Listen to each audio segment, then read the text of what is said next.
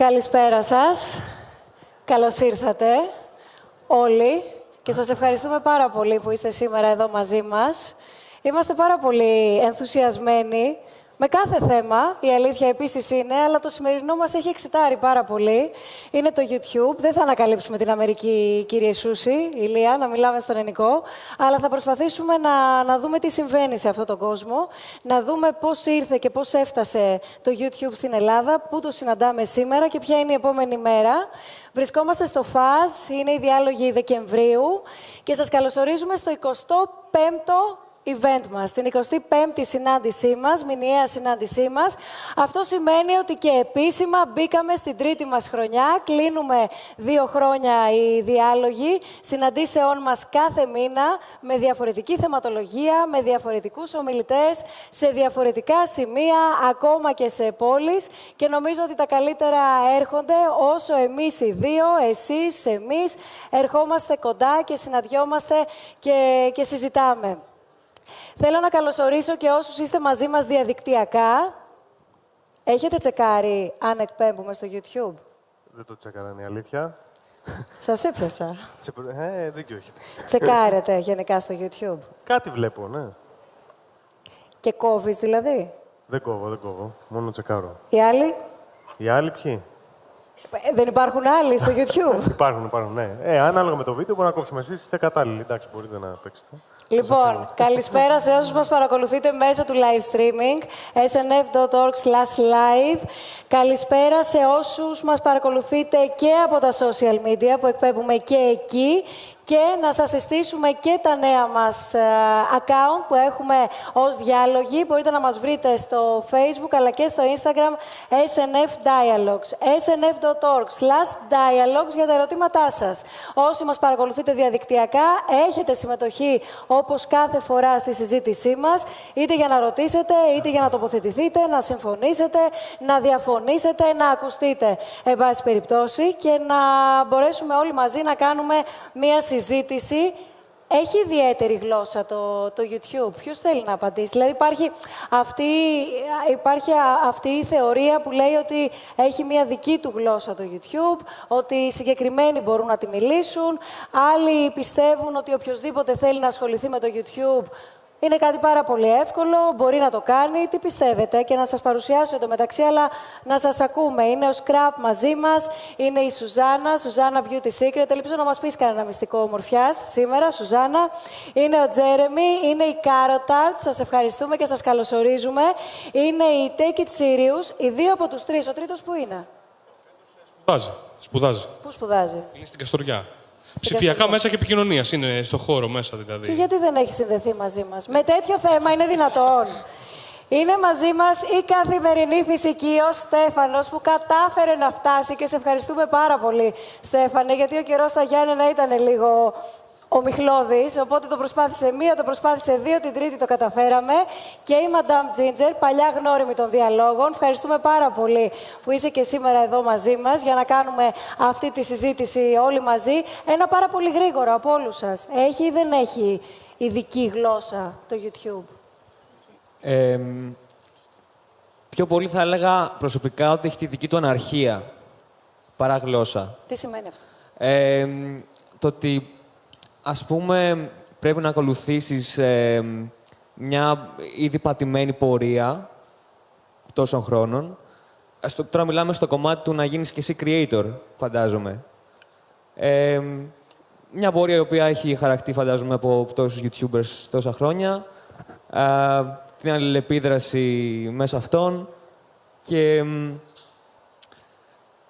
είναι πολύ δύσκολο να το εξηγήσεις. Πρέπει να το ζήσεις. Πρέπει να ζήσεις πολλά χρόνια εκεί μέσα, να γίνεις creator, να δεις λίγο τι κρύβεται όλες τις πτυχές του, για να καταλάβεις. Είναι πολύ, πολύ περίπλοκο και πολύ απλό. Σουζάνα, τι είναι για σένα ο creator? Εγώ πιστεύω απ' την άλλη ότι το YouTube είναι το μοναδικό ίσως μέσον το οποίο μπορούν όλοι να κάνουν αυτό που θέλουν. Δεν είμαι σίγουρη αν υπάρχει κάποιος ιδιαίτερος κωδικός στο να μιλήσει στον κόσμο. Θεωρώ ότι ο κόσμος που ενδιαφέρεται για το δικό σου περιεχόμενο θα έρθει όποιο και αν είναι αυτό και όποιο και αν είναι αυτό μπορεί να το κάνει οποιοσδήποτε. Αν η μαμά μου αποφασίσει να κάνει βίντεο μαγειρικής, μπορεί να το κάνει. Οπότε θεωρώ ότι είναι πολύ free και πολύ ελεύθερο. Δεν πιστεύω ότι Μιας και έδειξες αυτό το θέμα, θέλω να πάω στη Madame Ginger. Μπορεί δηλαδή όποιος θέλει, επειδή ξέρει να μαγειρεύει ή επειδή θέλει, εν πάση περιπτώσει, να ασχοληθεί περισσότερο με το φαγητό, να γίνει και YouTuber πάνω σε αυτό το τομέα. Σίγουρα μπορεί να γίνει YouTuber. Το θέμα είναι αν θα επιτύχει ως YouTuber, αν θα μαζέψει τον κόσμο, τα likes, τα views, τα comments κτλ. ώστε να θεωρηθεί ένας επιτυχημένος YouTuber, ένα επιτυχημένο κανάλι.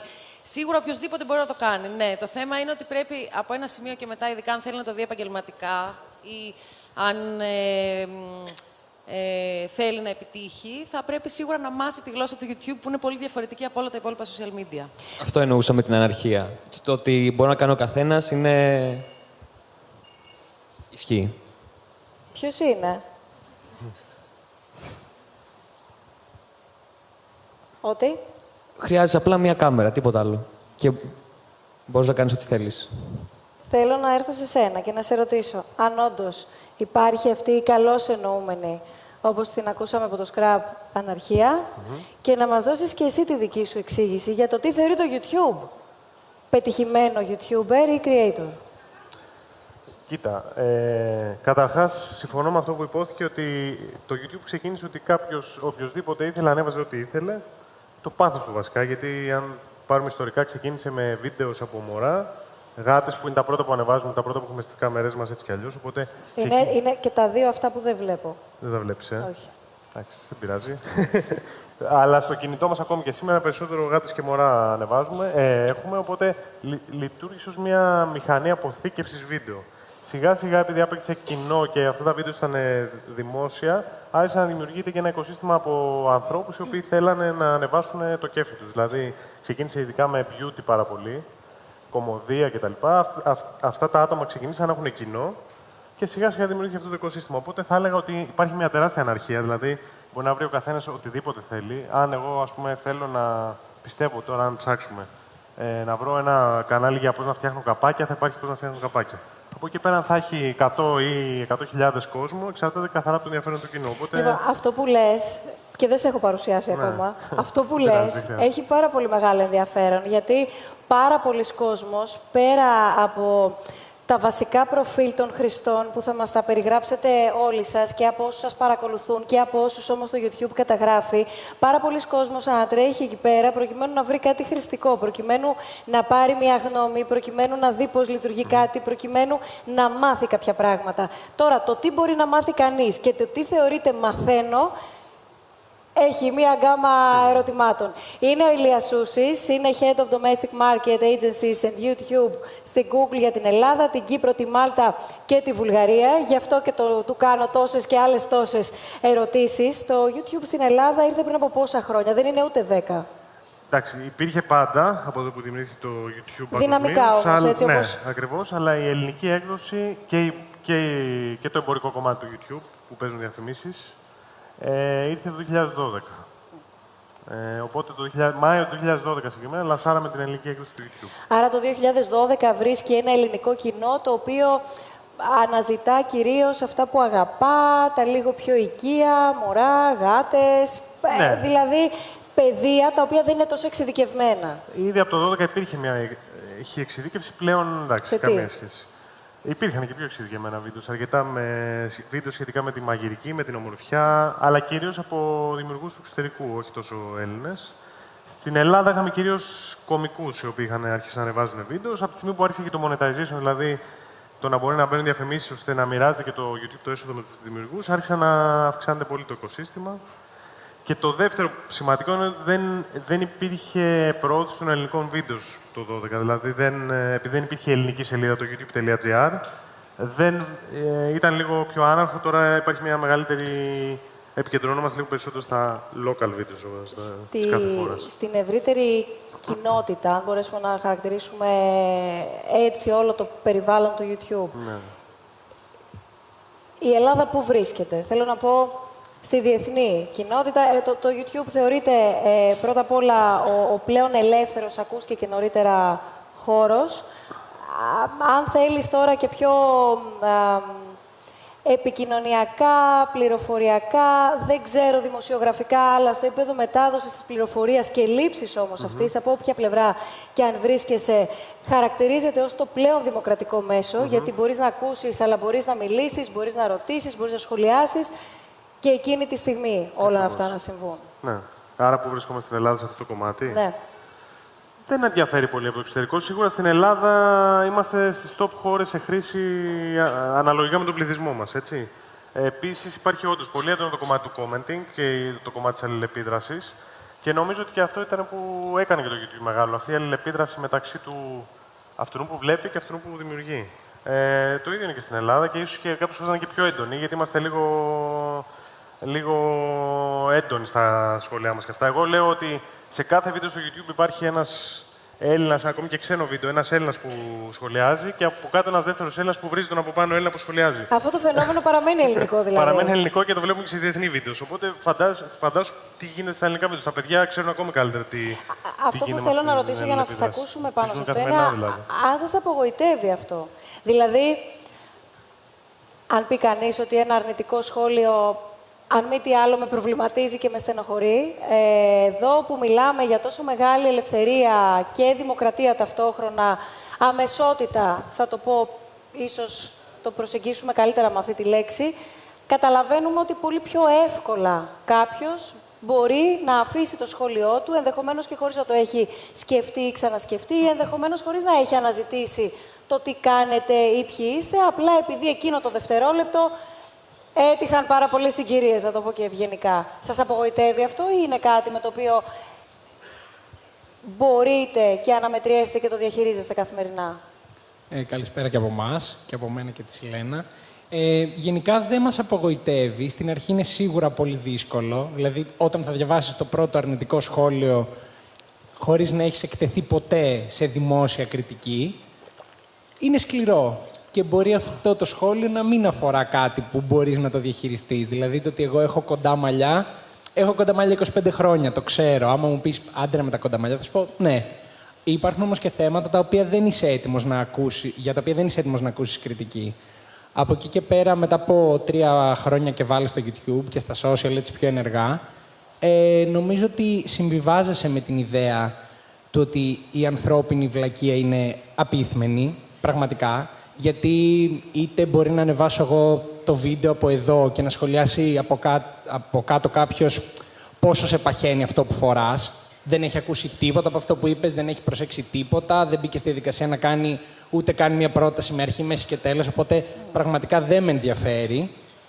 Και ταυτόχρονα, επειδή μέσα σε όλο το κακό αυτής της αρνητικής ενέργειας και κριτικής υπάρχουν άνθρωποι που μπορεί να σε δουν και στο δρόμο και να σου πούν 2 λέξεις που είναι ειλικρινείς, ουσιαστικές και μπορεί να είναι και κολακευτικές και όχι, σε γεμίζουν τόσο πολύ αυτά που από ένα σημείο και μετά δεν ασχολείσαι με τα υπόλοιπα.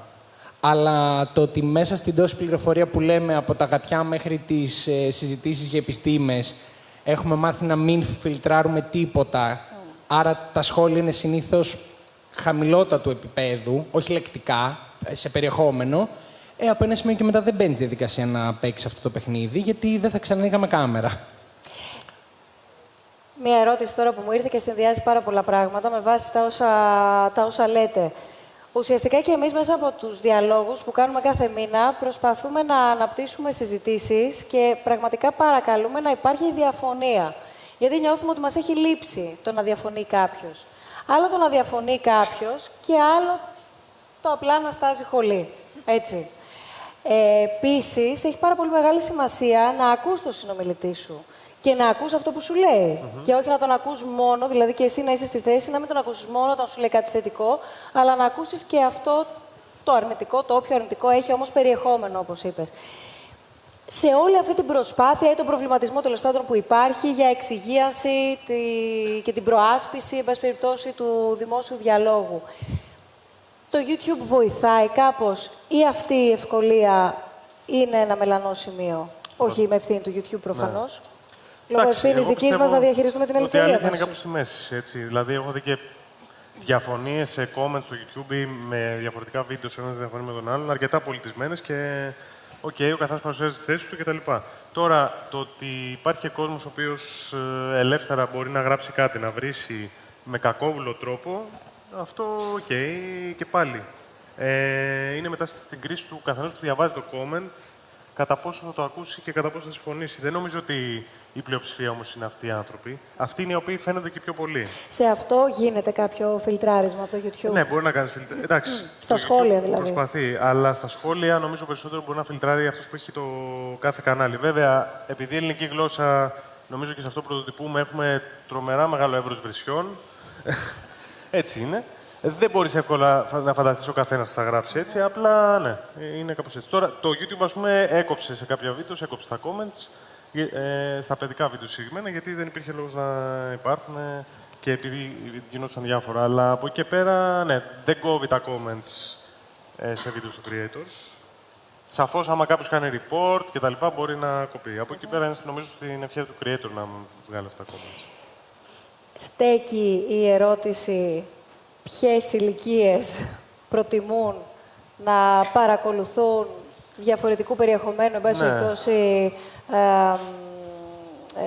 προβολές στο YouTube ή δεν ξέρω, έχω λίγο την αίσθηση ότι κάπως λίγο σχεδόν όλες, αν όχι όλες οι ηλικίες. Πλέον μην ξεχνάμε ότι το YouTube γίνεται 15 το 2020, που σημαίνει ότι αυτοί που ξεκίνησαν να βλέπουν YouTube όταν ιδρύθηκε το 2005 ήταν εκεί από 15 έως 30-35. Αυτοί τώρα έχουν φτάσει στα 50 περίπου. Το 15-35 έχει γίνει δηλαδή τέτοιο. Οπότε μιλάμε για ένα πολύ μεγάλο εύρος κοινού. Απλά διαφέρουν φυσικά τα βίντεο που βλέπει ο καθένας. Βλέπουμε τις μεγαλύτερες ηλικίες να το χρησιμοποιούν και λίγο περισσότερο για catch-up TV, να βλέπουν πράγματα που συνέβησαν στη τηλεόραση κτλ. Ή να βλέπουν κάποιους creators που είναι λίγο διαφορετικού στυλ και βλέπουμε στις μικρότερες ηλικίες να βλέπουν τέτοιο. Έχουμε ένα πολύ ωραίο διάγραμμα στην Google που δείχνει λίγο πώς εξελίσσεται το viewership ανδρών γυναικών ανά ηλικία. Οπότε, όσο μεγαλώνεις, μετά βλέπεις ότι φεύγεις από το game, φεύγεις από τη μουσική, πας στα παιδικά βίντεο αναγκαστικά. Υπάρχει, ναι, διαφοροποιείται το περιεχόμενο και η θέαση ανά ηλικία. Πότε αντιλαμβάνεται το YouTube κάποιον δημιουργό ως επαγγελματία και σε τι διαχωρίζεται από τον ερασιτέχνη? Εντάξει, δεν θα έλεγα ότι το αντιλαμβάνεται και λέει αυτός είναι επαγγελματίας, δεν είναι. Ο καθένας μπορεί να μπει. Έχει βέβαια κάποια όρια που κάποιος μπορεί να. Ποια είναι αυτά? Δεν τα θυμάμαι τώρα, μην με εκθέσετε, αλλά νομίζω 10.000. Ένας αριθμός subscribers και ένας αριθμός συγκεκριμένων. Άρα οι αριθμοί παίζουν πάρα πολύ σημαντικό ρόλο. Πλέον ναι, γιατί παλιότερα μπορούσες να ξεκινήσεις να παίρνεις έσοδα από τη διαφήμιση από τα πρώτα βίντεο. Αλλά μετά από κάποια γεγονότα αποφασίστηκε να υπάρξει ένα όριο και να φιλτράρονται κάποια views και μετά να. Οπότε δεν μπορώ να πω ότι αντιλαμβάνεται το YouTube ως επαγγελματία. Υπάρχει βέβαια, ναι, αν είναι μια μεγάλη εταιρεία media ή ένα τηλεοπτικό κανάλι, σαφώς υπάρχουν κάποια εργαλεία που επιτρέπουν σε αυτές τις εταιρείες να προστατεύουν το περιεχόμενό τους, γιατί υπήρχε μια εποχή που δεν μπορούσαν να κάνουν τίποτα γι' αυτό. Αυτό, αν με ρωτάτε γι' αυτό, ναι. Ηλία, αν επιτρέπετε, από πότε είσαι σε αυτή τη θέση? Από το 12 περίπου, ναι, που λανσάρει. Βασικά είχα βοηθήσει λίγο να λανσάρουμε το YouTube στην Ελλάδα, γιατί υπήρχαν κάποια νομικά, διαδικαστικά κτλ. Ήσουν γνώστης, αυτό θέλω να πω ήδη. Ναι, και μετά από τότε ασχολήθηκα με αυτό το κομμάτι. Και τι μπήκε, μάλλον πώς μπήκε το YouTube στη ζωή σου? Μπήκε επαγγελματικά και το γνώρισες ή είχε πολύ μπει νωρίς, προσωπικά? πριν πω στην Google. Μάλιστα, ο πρώτος creator που θυμάμαι τώρα και που είναι ακόμα από τους αγαπημένους μου είναι ο Ρεμί Γκαγιάρ. Οπότε το YouTube μπήκε το 2006 στη ζωή μου, το 2007, όπου καθόμουν και έβλεπα βίντεο. Ναι, στο δωμάτιό μου, δεν ξέρω. Θέλω να μας συστηθείτε όλοι με τη σειρά, να μας εξηγήσετε τι κάνετε και να μας πείτε και ο καθένας σας τη δική του ιστορία για το πώς, πότε και γιατί ουσιαστικά βρέθηκε στο YouTube. Θα ξεκινήσω εγώ, που έχω ξανακάνει διαλόγους και έχω πάρει το κολλάρι. Λοιπόν, εγώ είμαι η Madame Ginger, αυτό είναι το όνομά μου, το επαγγελματικό, ας το πούμε έτσι, το YouTubeικό όνομά μου. Το δικό μου κανάλι αφορά το φαγητό.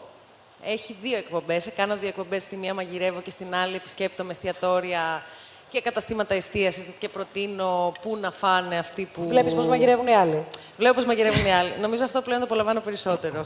Και να τρώω αυτά που φτιάχνουν οι άλλοι.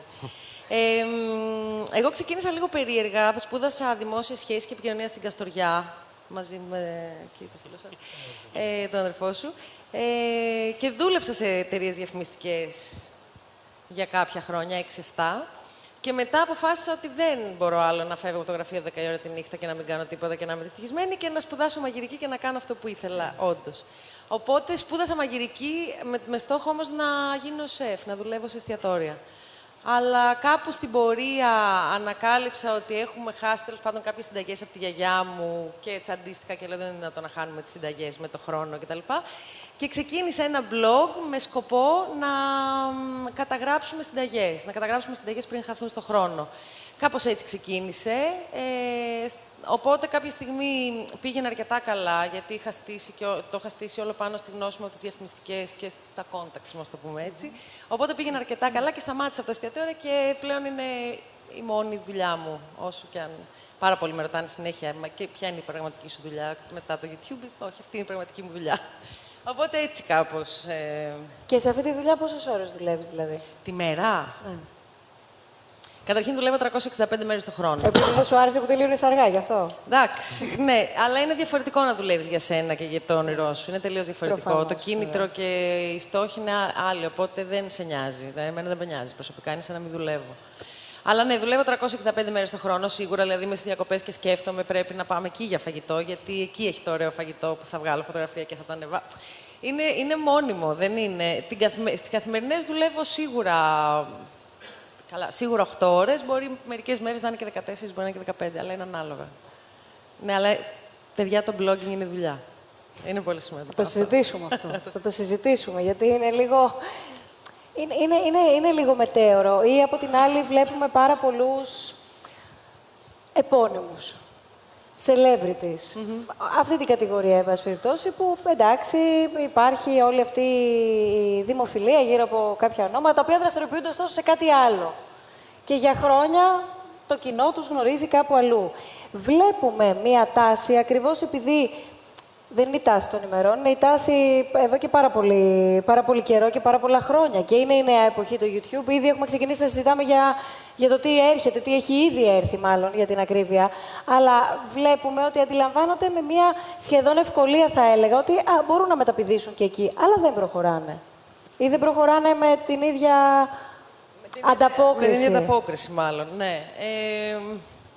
Είναι μεγάλο θέμα συζήτηση αυτό, πραγματικά. Και είναι, νομίζω, αυτό που το σκεφτόμαστε όλοι που δουλεύουμε σε αυτό το κομμάτι. Αν κάποιος έχει αμφιβολία για το αν είναι δουλειά ή όχι, μπορεί να έρθει μια εβδομάδα μαζί μου, να με ακολουθήσει όλη μέρα, να δούμε, ξέρεις, να δει αν όντως είναι δουλειά. Αλλά είναι, παιδιά, είναι μια πραγματική δουλειά. Απλά πρέπει να αντιληφθούμε ότι είναι δουλειά του μέλλοντος, του παρόντος βασικά, ούτε καν του μέλλοντος. Πρέπει να το αντιληφθούμε αυτό, ότι οι δουλειές αλλάζουν.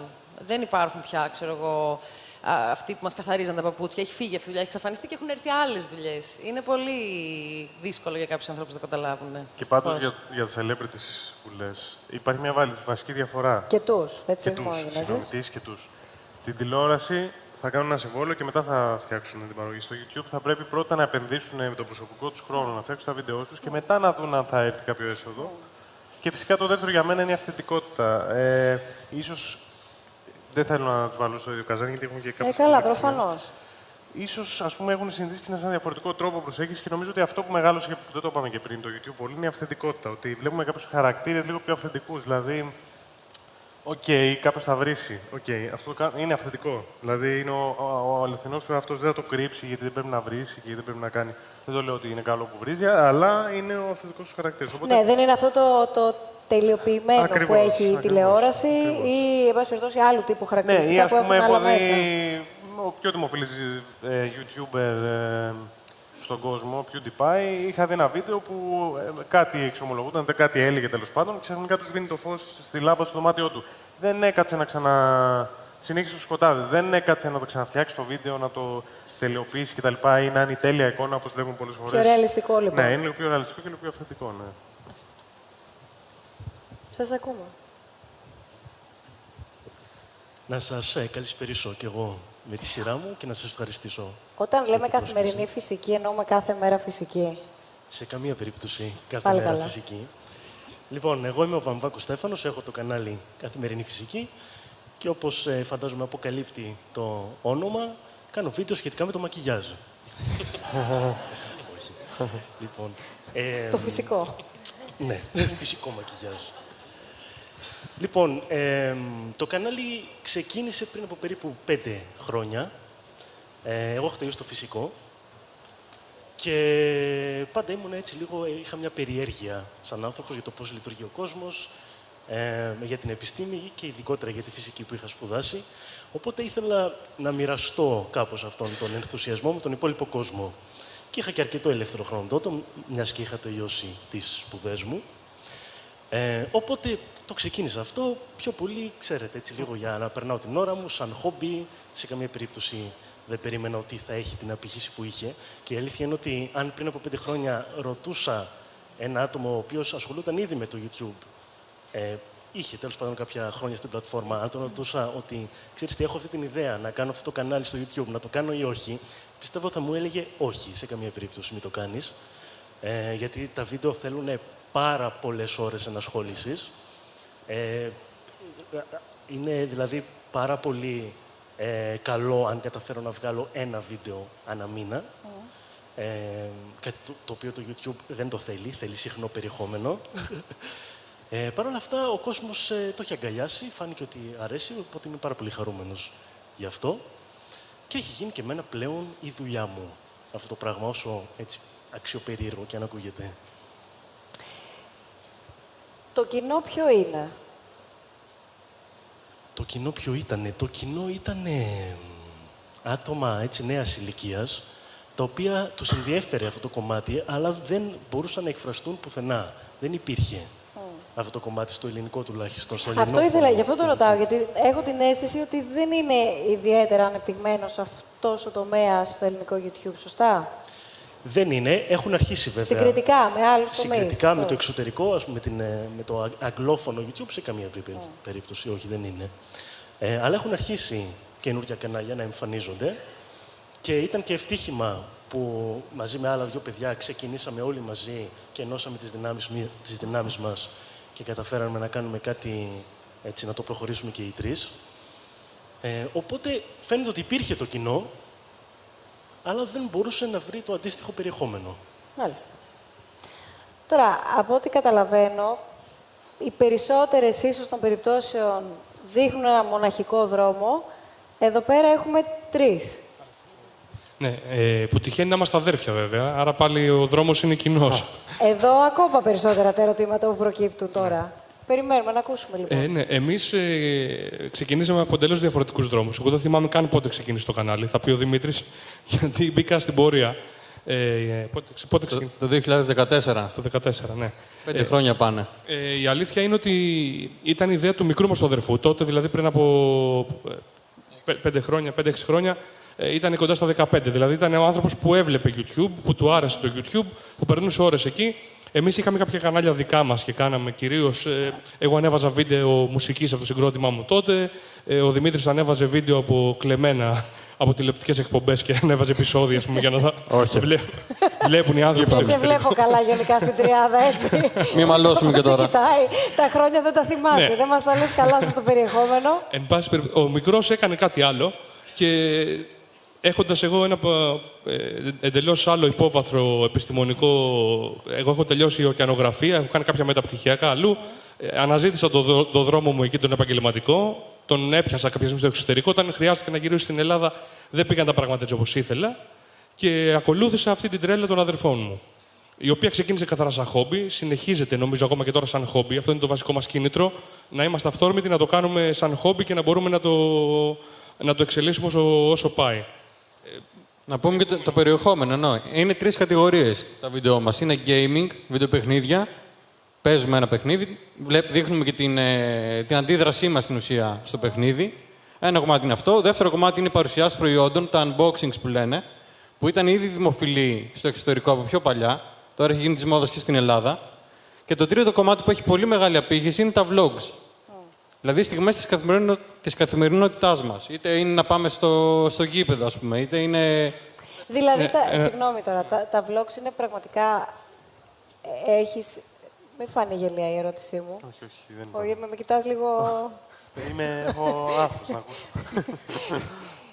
Είναι αυτό που βλέπουμε πολλές φορές και στην υπερβολή του σε διάφορες σειρές, με μία ανοιχτή κάμερα είσαι συνεχώς όπου βρεθείς και όπου σταθείς και καταγράφεις το κάθε τι που σου συμβαίνει.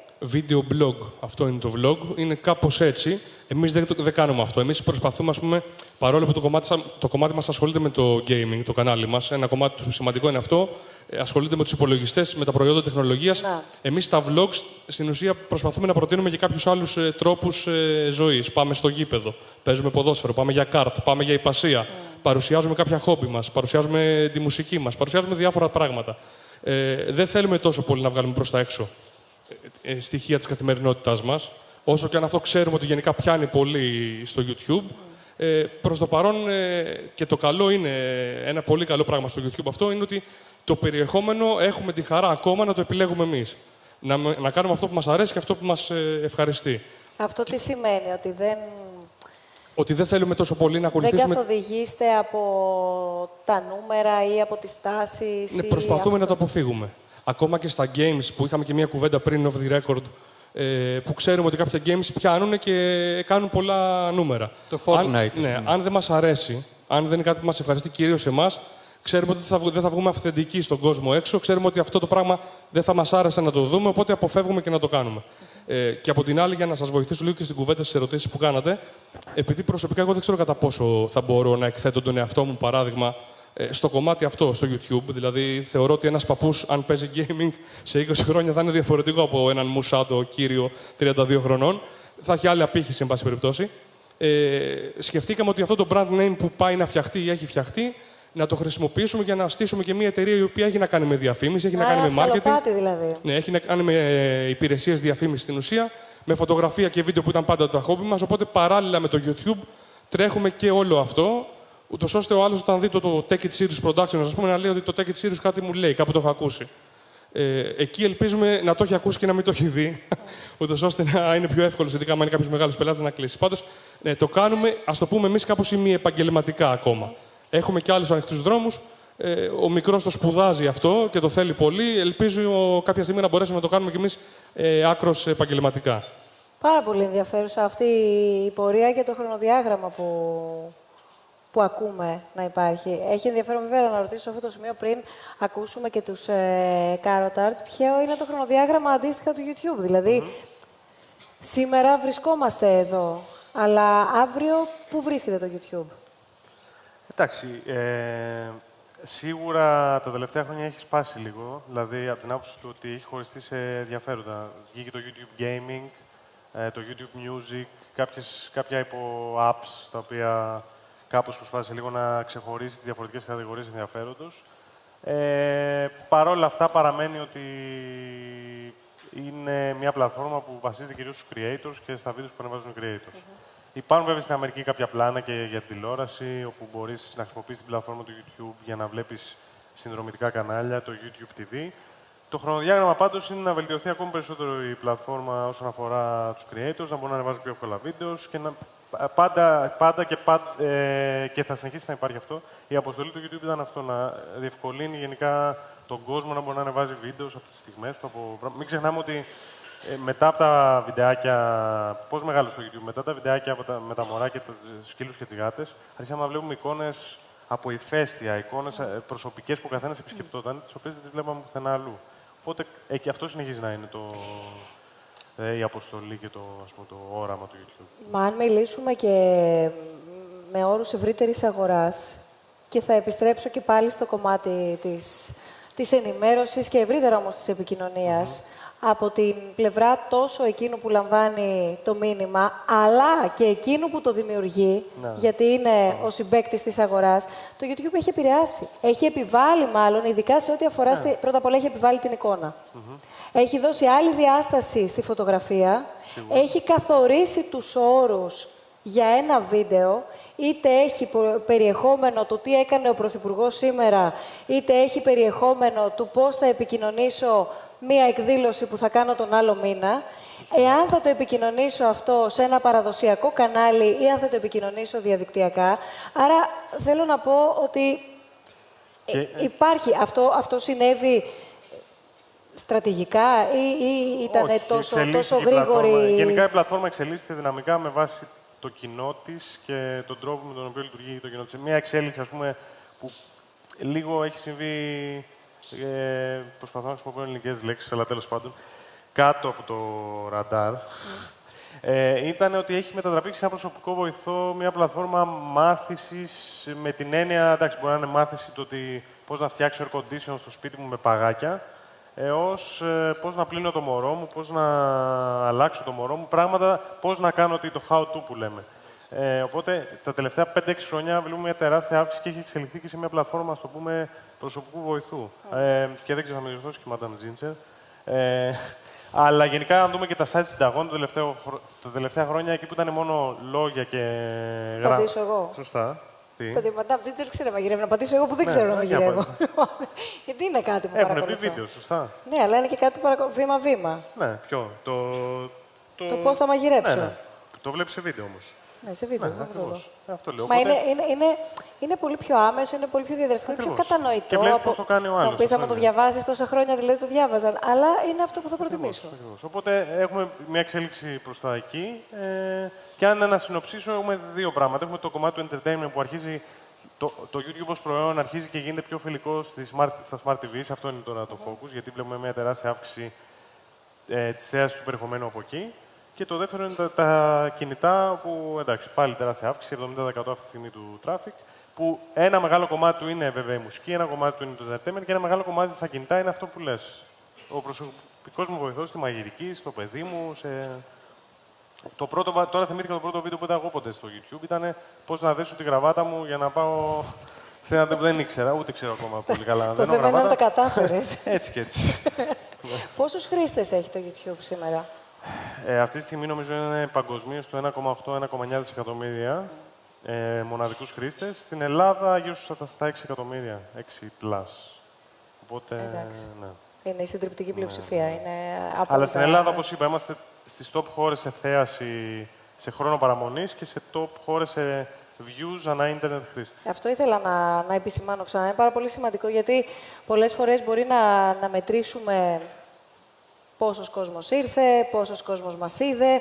Το θέμα είναι πόσος κόσμος παρέμεινε μαζί μας. Ναι, εντάξει, εννοείται. Γενικά έχει περάσει το YouTube ξεκίνησε από μια πλατφόρμα που βλέπαμε βιντεάκια του ενός λεπτού, 2 λεπτών, κάτι τέτοιο. Τώρα ανάλογα, έτσι, αλλά μπορούμε να δούμε και μια ώρα, δεν έχει να κάνει. Κατά μέσο νομίζω βλέπουμε την ημέρα μια ώρα YouTube, κάπου εκεί. Ναι, αλλά πόσα? Πόσα βίντεο. Τώρα εξαρτάται, δεν το έχω προσέξει το νούμερο. Αλλά σίγουρα ο μέσος όρος είναι γύρω στα 6-7 λεπτά. Που σημαίνει ότι πάρα πολλοί κόσμος, εντάξει, τα τραγούδια ρίχνουν λίγο το μέσο όρο γιατί είναι 3 λεπτά, 4 λεπτά. Αλλά ο περισσότερος κόσμος και τα παιδιά, να δούμε τώρα, νομίζω τα περισσότερα βίντεο που ανεβάζουν εκεί 6-7 λεπτά. Υπάρχουν και βίντεο βέβαια τη μια ώρα που κάθεται και βλέπει ο κόσμος πάρα πολύ. Ανάλογα με την πλατφόρμα. Στο κινητό βλέπουμε πιο μικρά βίντεο και πιο γρήγορα. Στην τηλεόρασή μας μπορεί να έχουμε και 12-13. Ναι, ακριβώς. Για συστηθείτε μας. Λοιπόν, εγώ είμαι η Σιλένα και αυτός εδώ που είπε πριν είναι ο Αλέξανδρος. Είμαστε Carotards. Ξεκινήσαμε το YouTube το 2016.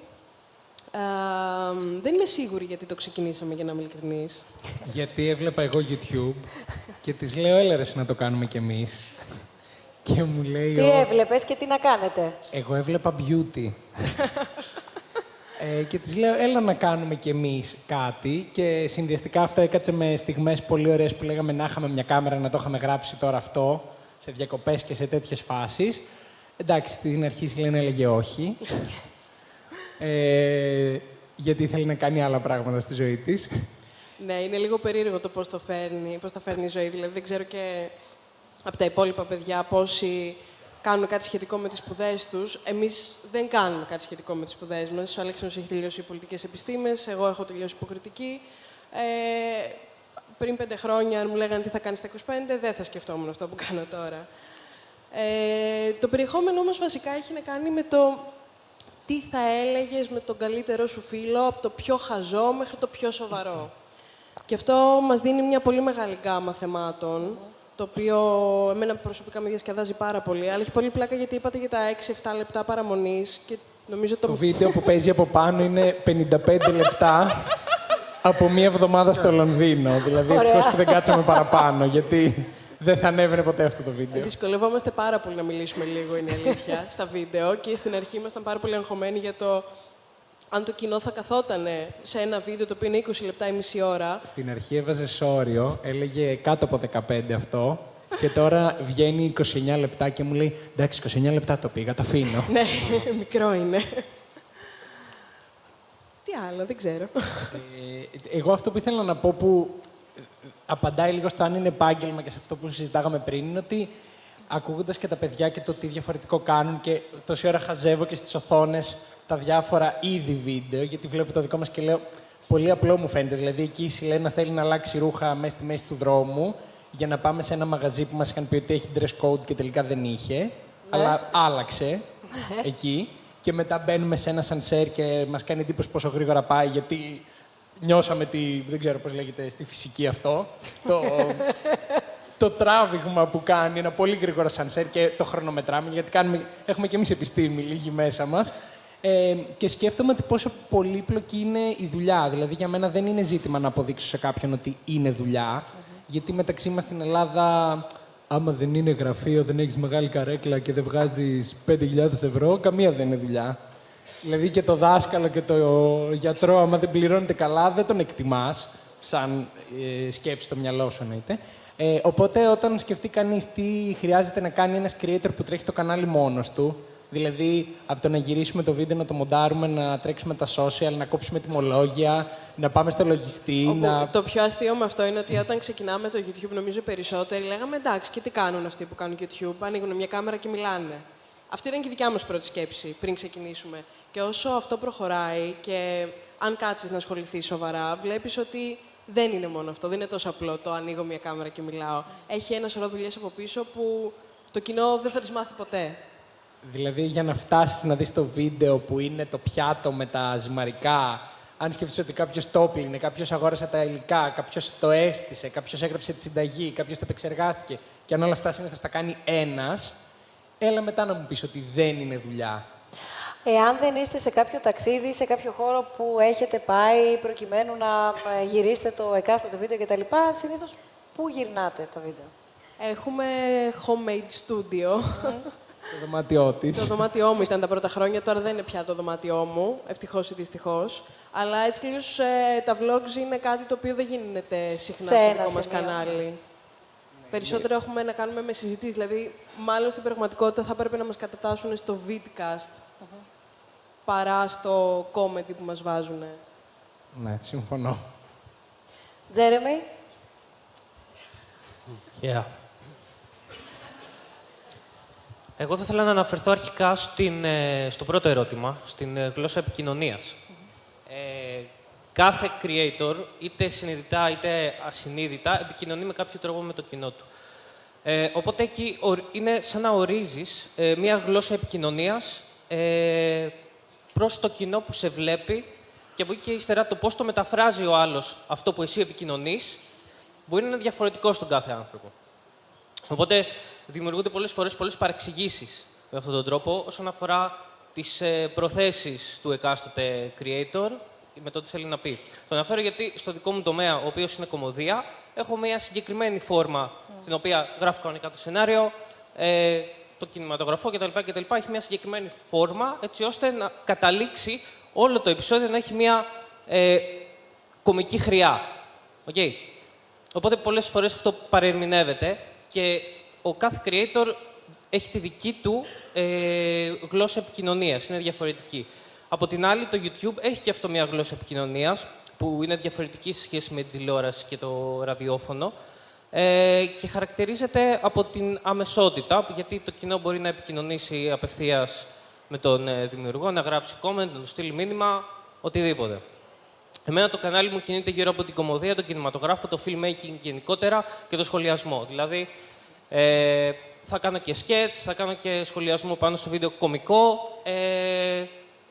και γενικότερα κάτι που θεωρώ ενδιαφέρον και χρήσιμο για την εποχή που διανύουμε. Τι άλλο, δεν ξέρω, τι λέγανε πριν τα παιδιά.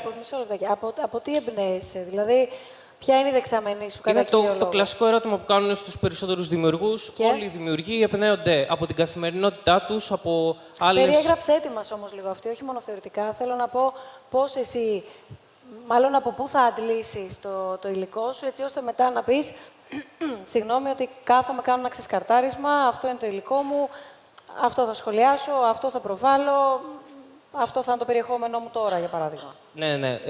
Προέρχεται σίγουρα από την εποχή, δηλαδή, και το τι υπάρχει, τι είναι στην επικαιρότητα. Είναι πολύ βασικό αυτό για το YouTube, γιατί ο κόσμος βλέπει γενικότερα επικαιρότητα, όπως και όλα τα κανάλια και τα δελτία ειδήσεων αυτό προβάλλουν. Οπότε είναι κάτι που αφορά τον κόσμο και θέλει να το δει για την περίοδο που διανύουμε. Βλέπεις όλα τα δελτία ειδήσεων, για παράδειγμα? Όχι. Βλέπεις κάθε μέρα δελτία ειδήσεων? Όχι, δεν βλέπω κάθε μέρα, αλλά μέσα στην εβδομάδα θα παρακολουθήσω 2-3 φορές. Και θα διαβάσω και άρθρα, γιατί μου αρέσει να ενημερώνομαι. Τώρα τα θέματα που καταπιάνομαι, αρχικά πρέπει να έχω μια κωμική προσέγγιση για να τα προβάλλω, ας πούμε, και να τα παρουσιάσω στον κόσμο. Αν συμβαδίζει και αυτό που θέλω να πω με την κωμωδία μου, τότε θα το κάνω. Επηρεάζομαι και από τους γύρω μου και από φίλους, γνωστούς και γενικότερα από το περίγυρό μου, από έξω την πόλη, από το οτιδήποτε. Και από την τηλεόραση και από άλλα οπτικοακουστικά έργα, κινηματογράφο, τηλεόραση, whatever. Σουζάνα. Εγώ λοιπόν είμαι η Σουζάνα. Το κανάλι μου ονομάζεται Susanna's Beauty Secrets και ξεκίνησα εντελώς διαφορετικά από όλους, γιατί είμαι δημοσιογράφος. Ξεκίνησα σαν beauty editor σε περιοδικά, τηλεόραση, σε όλα τα παραδοσιακά μέσα και κατέληξα κάπως περίεργα στο YouTube, γιατί δεν ήμουνα χρήστης του YouTube, δεν έβλεπα YouTube. Το χρησιμοποιούσα μόνο για να ακούσω μουσική. Όταν ξεκίνησα να το χρησιμοποιώ για... Πότε? Δεν πάνε και πολλά χρόνια, να είναι 4-5. Δεν έβλεπα όμως YouTube σαν... Δεν το παρακολουθούσα. Δεν το παρακολουθούσα τότε όταν ξεκίνησα. Και το πρώτο μου βίντεο, επειδή έγραφα σε ένα γυναικείο site, εννοείται για ομορφιά, είχα τα προϊόντα μπροστά μου και λέω ας ανοίξω την κάμερα του κινητού μου, να πάρω ένα βίντεο, αυτά που γράφω, να τα δείξω κιόλας, γιατί ήταν κάτι πολύ ιδιαίτερα προϊόντα που η εικόνα ήταν 1000 λέξεις. Οπότε λοιπόν άνοιξα το κινητό μου, λάθος κιόλας, το είχα τοποθετημένο, έβαλα μία λάμπα από πάνω μου. Πώς είναι το λάθος, συγγνώμη? Δεν ήταν οριζόντια, ήταν κάθετα, οπότε έτσι όπως ανέβηκε είχε κενά δεξιά και αριστερά μαύρο. Άνοιξα λοιπόν την κάμερα, την έβαλα το λαμπατέρ πίσω μου, για κάποιο λόγο πίσω μου, δεν ξέρω γιατί το είχα κάνει αυτό. Άνοιξα το κουτάκι που είχα μέσα στα προϊόντα, για τα οποία ήδη είχα γράψει βέβαια, και ξεκίνησα να μιλάω. Δεν ήξερα να κάνω μοντάζ, είχα μάθει στη σχολή κάτι πολύ βασικά πράγματα, οπότε δεν θα το έκοβα κιόλας αυτό το βίντεο, απλά το ανέβασα στην πλατφόρμα για να το αποθηκεύσω. Και μετά να χρησιμοποιήσω το link έτσι ώστε να το βάλω στο site που δούλευα. Μια εβδομάδα μετά βλέπω ότι αυτό το βίντεο το έχουν δει πολλοί άνθρωποι, ότι συνειδητοποίησα ότι είναι ο subscriber, δεν ήξερα. Είδα πάνω subscribers και είδα 1000. Και λέω, τώρα αυτό καλά έχει πάει μάλλον. Μάλλον αρέσει. Πέρασε λίγος καιρός, ξανά έκανα τέτοια βιντεάκια και κατέληξα να είναι η βασική μου δουλειά, η μετάβαση πώς ήταν? Θέλω να πω ότι ήσουν τόσα χρόνια σε ένα περιβάλλον επαγγελματικό πάρα πολύ συγκεκριμένο, χωρίς να έχεις καμία σχέση, όπως μας είπες και μας περιέγραψες, με το YouTube. Πώς πήρες αυτό το ρίσκο? Είμαι digital παιδί, ξεκίνησα πριν 10 χρόνια να δουλεύω, οπότε δούλευα στο περιοδικό Elle και τότε χτίζανε το site τους. Οπότε βοήθησα στη δημιουργία του site. Ήξερα τι σημαίνει digital περιεχόμενο. Ναι.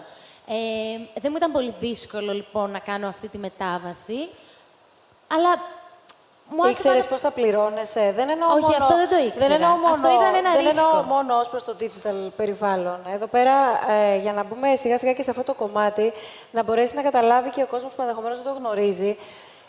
Καταλάβαμε μέχρι τώρα ότι είναι μια δουλειά, γιατί είναι μια δουλειά, η ποικιλία του περιεχομένου που υπάρχει, που είμαστε πιο μπροστά, που ακολουθούμε ως χώρα, εννοώ διεθνώς, μέσω του YouTube, αλλά να μπορέσουμε να καταλάβουμε και πώς πληρώνεται ο επαγγελματίας του YouTube.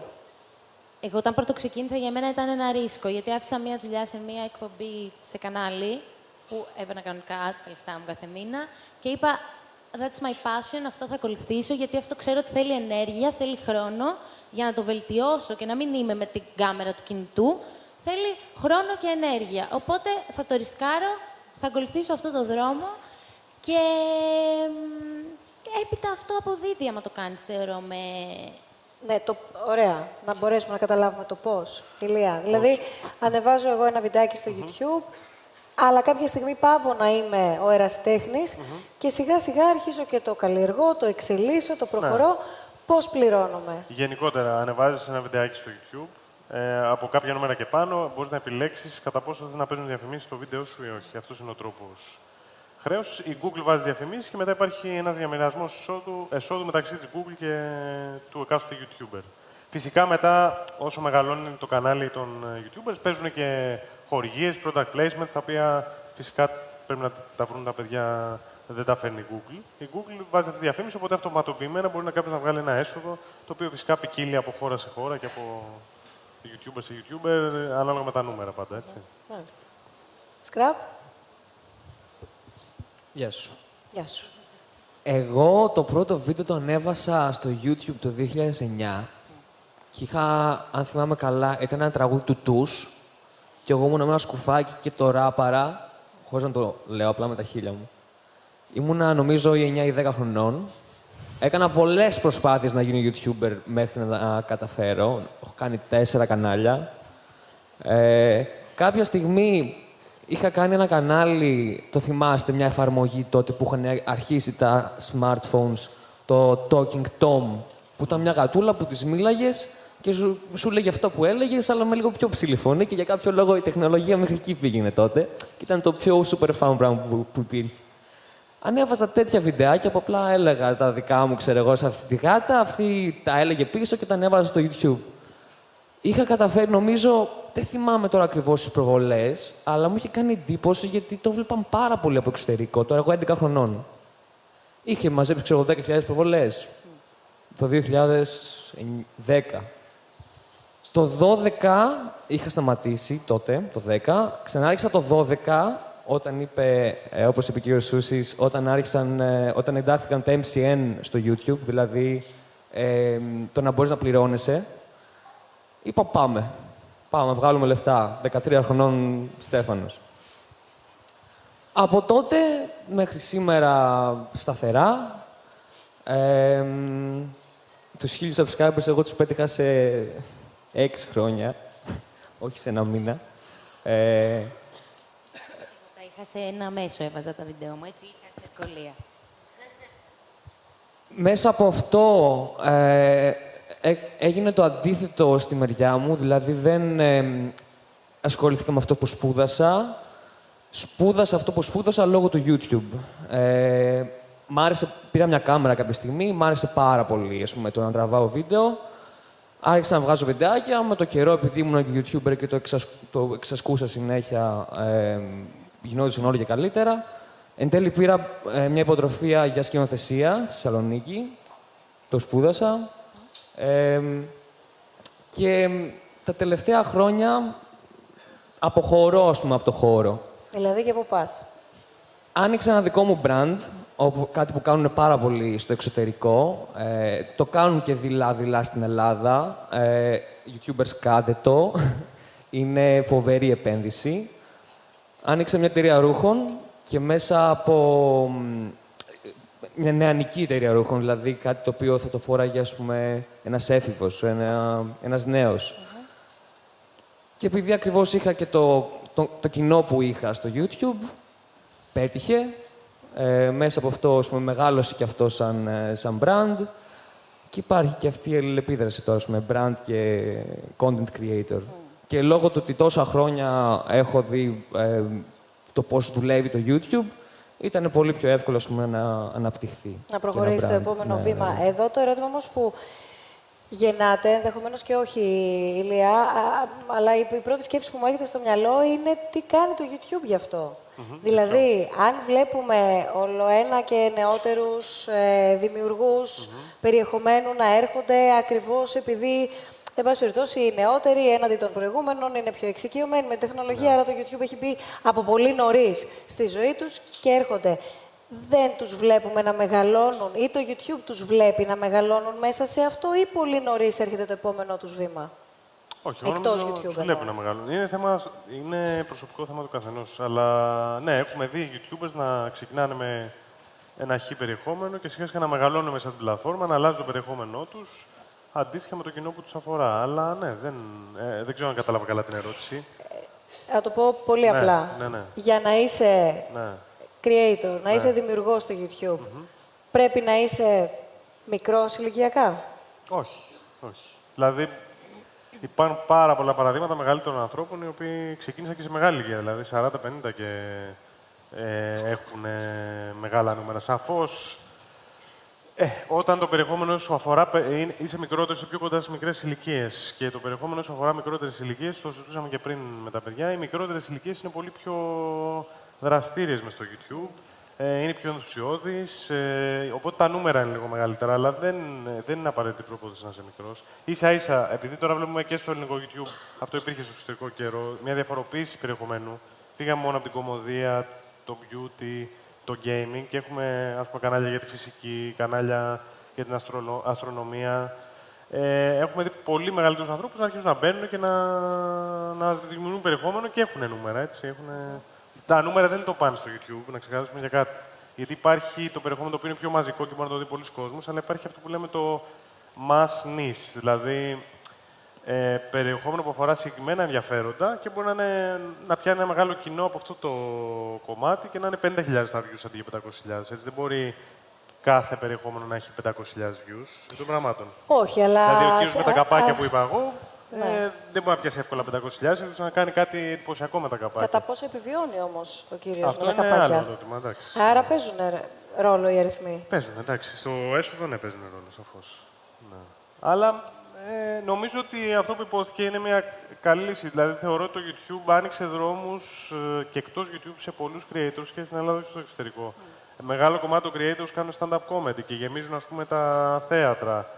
Άλλοι φτιάξαν δικά τους brands, άλλοι έχουν φτιάξει δικά τους apps. Δηλαδή, νομίζω ότι δεν μπορεί κάποιος να περιοριστεί στο οικοσύστημα μόνο του YouTube, είτε είναι στην Ελλάδα είτε στο εξωτερικό.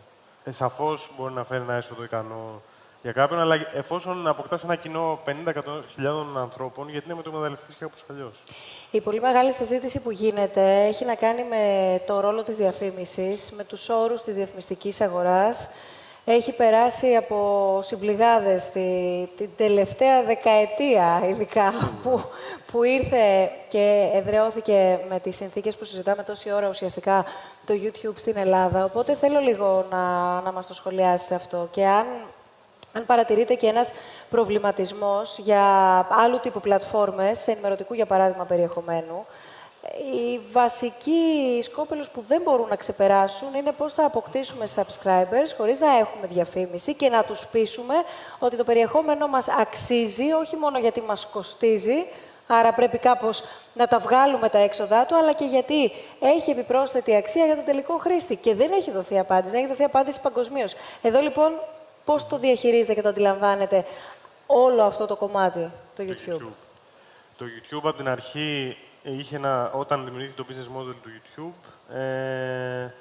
ήταν έτσι φτιαγμένο ώστε τέλος πάντων οι creators όσο περισσότερο είναι επιτυχημένοι και παίρνουν περισσότερα views, να παίρνουν όλο και μεγαλύτερο έσοδο διαφήμιση. Τώρα στην ελληνική αγορά, σίγουρα όταν μιλάμε για την ελληνική αγορά, όπως στα πάντα στην Ελλάδα, είμαστε λίγο πιο περιορισμένοι, έτσι, σε σχέση με το έσοδο που παίρνουν κάποιοι ξένοι YouTubers που θα τα έχετε διαβάσει, μιλάμε για κάποια δεκάδες εκατομμύρια. Η βασική διαφορά βέβαια εκεί είναι ότι ένας ξένος YouTuber, ο οποίος μιλάει αγγλικά και κάνει όλο το περιεχόμενο στα αγγλικά, παίρνει έσοδα από όλο τον κόσμο που μπορεί να παρακολουθήσει ένα αγγλικό βίντεο. Ο μεγάλος περιορισμός που έχουμε στην Ελλάδα είναι σίγουρα και η γλώσσα, οπότε περιοριζόμαστε στην ελληνική αγορά. Αλλά κατά κύριο λόγο, συγγνώμη, μιας και το θίγεις, κατά κύριο λόγο, το περιεχόμενο που παράγεται από την Ελλάδα δηλαδή είναι στα ελληνικά. Κοίταξε, έχουμε αρκετούς YouTubers οι οποίοι κάνουν περιεχόμενο είτε ξενόγλωσσο είτε χωρίς γλώσσα. Δηλαδή το gaming μπορεί να μην δεν χρειάζεται απαραίτητα να μιλάς. Οι οποίοι τα πάνε πολύ καλά στο εξωτερικό και δεν είναι και πολύ ευρέως γνωστοί στην Ελλάδα γιατί δεν παράγουν περιεχόμενο για την Ελλάδα τόσο πολύ.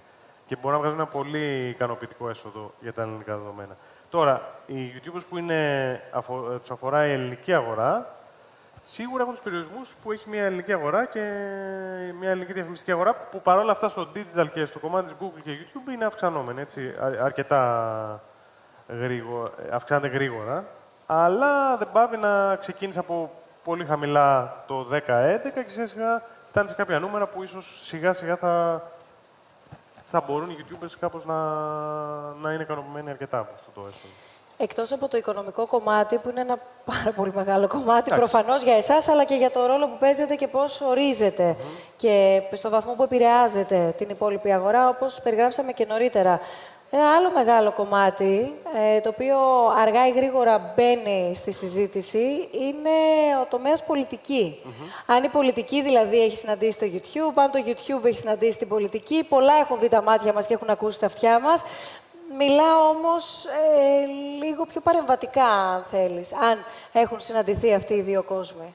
Σίγουρα έχουν συναντηθεί και υπάρχουν πάρα πολλές περιπτώσεις ανθρώπων ή κομμάτων που χρησιμοποίησαν το YouTube ως μια πλατφόρμα και επικοινωνίας πολιτικής τους και επικοινωνίας πιο άμεση με τον κόσμο. Στην Ελλάδα ίσως δεν είχαμε τόσο...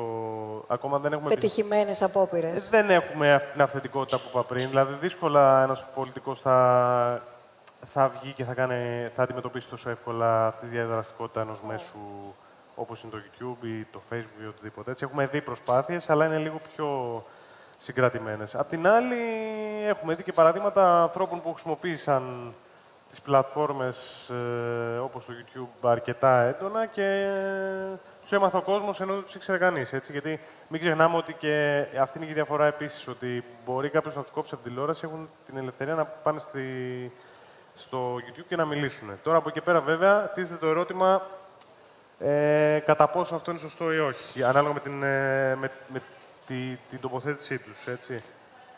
Αυτό είναι ένα άλλο. Εγώ θα επιμείνω λίγο εδώ, ανεξαρτήτως της πολιτικής τοποθέτησης, θα επανέλθω λίγο στο περιεχόμενο. Ναι. Αν υπάρχει πολιτικό περιεχόμενο στο YouTube. Όχι αν υπάρχει πολιτικό περιεχόμενο, αν όντως δεν υπάρχει καμία παρέμβαση από το YouTube στο περιεχόμενο. Δεν υπάρχει παρέμβαση. Όχι, υπάρχει παρέμβαση στα όρια του να τηρούνται κάποιοι όροι και προϋποθέσεις. Τι απαγορεύεται, τι δεν περνάει. Υπάρχουν αναλυτικά τώρα, ας πούμε. Ένα παράδειγμα, ας πούμε, μια εποχή υπήρχε ένα trend όπου κάποιοι YouTubers βάζαν σακούλες στο κεφάλι τους και κόβαν την ανάσα. Αυτό θεωρήθηκε επικίνδυνο περιεχόμενο, κατέβηκε. Συχνά ναζιστικό ή πολύ ακραίο περιεχόμενο, περιεχόμενο που έχει να κάνει με μίσους κτλ. Μπορεί να κατέβει. Αλλά είναι πάρα πολλά τώρα, δεν μπορώ να το πω. Ας πούμε το κομμάτι του γυμνού. Το γυμνό με την έννοια του εσχρού γυμνού ή του πορνό θα κατέβει. Απ' την άλλη, υπάρχουν πάρα πολλά βίντεο εκπαιδευτικού γυμνού ή καλλιτεχνικού. Θα μείνει. Οπότε είναι λίγο. Δεν μπορώ να το αναλύσω σε ένα λεπτό. Υπάρχουν τα πάντα. Υπάρχουν όμως συγκεκριμένοι όροι και προϋποθέσεις. Δεν είναι όμως μια πολύ αυστηρή πλατφόρμα, θα έλεγα. Ναι, δεν ενέχει τη λογοκρισία με αυτή την δεν υπάρχει κάποιος άνθρωπος ο οποίος θα πει αυτό το κόβω τώρα, δεν συμφωνώ μαζί με αυτό το βίντεο.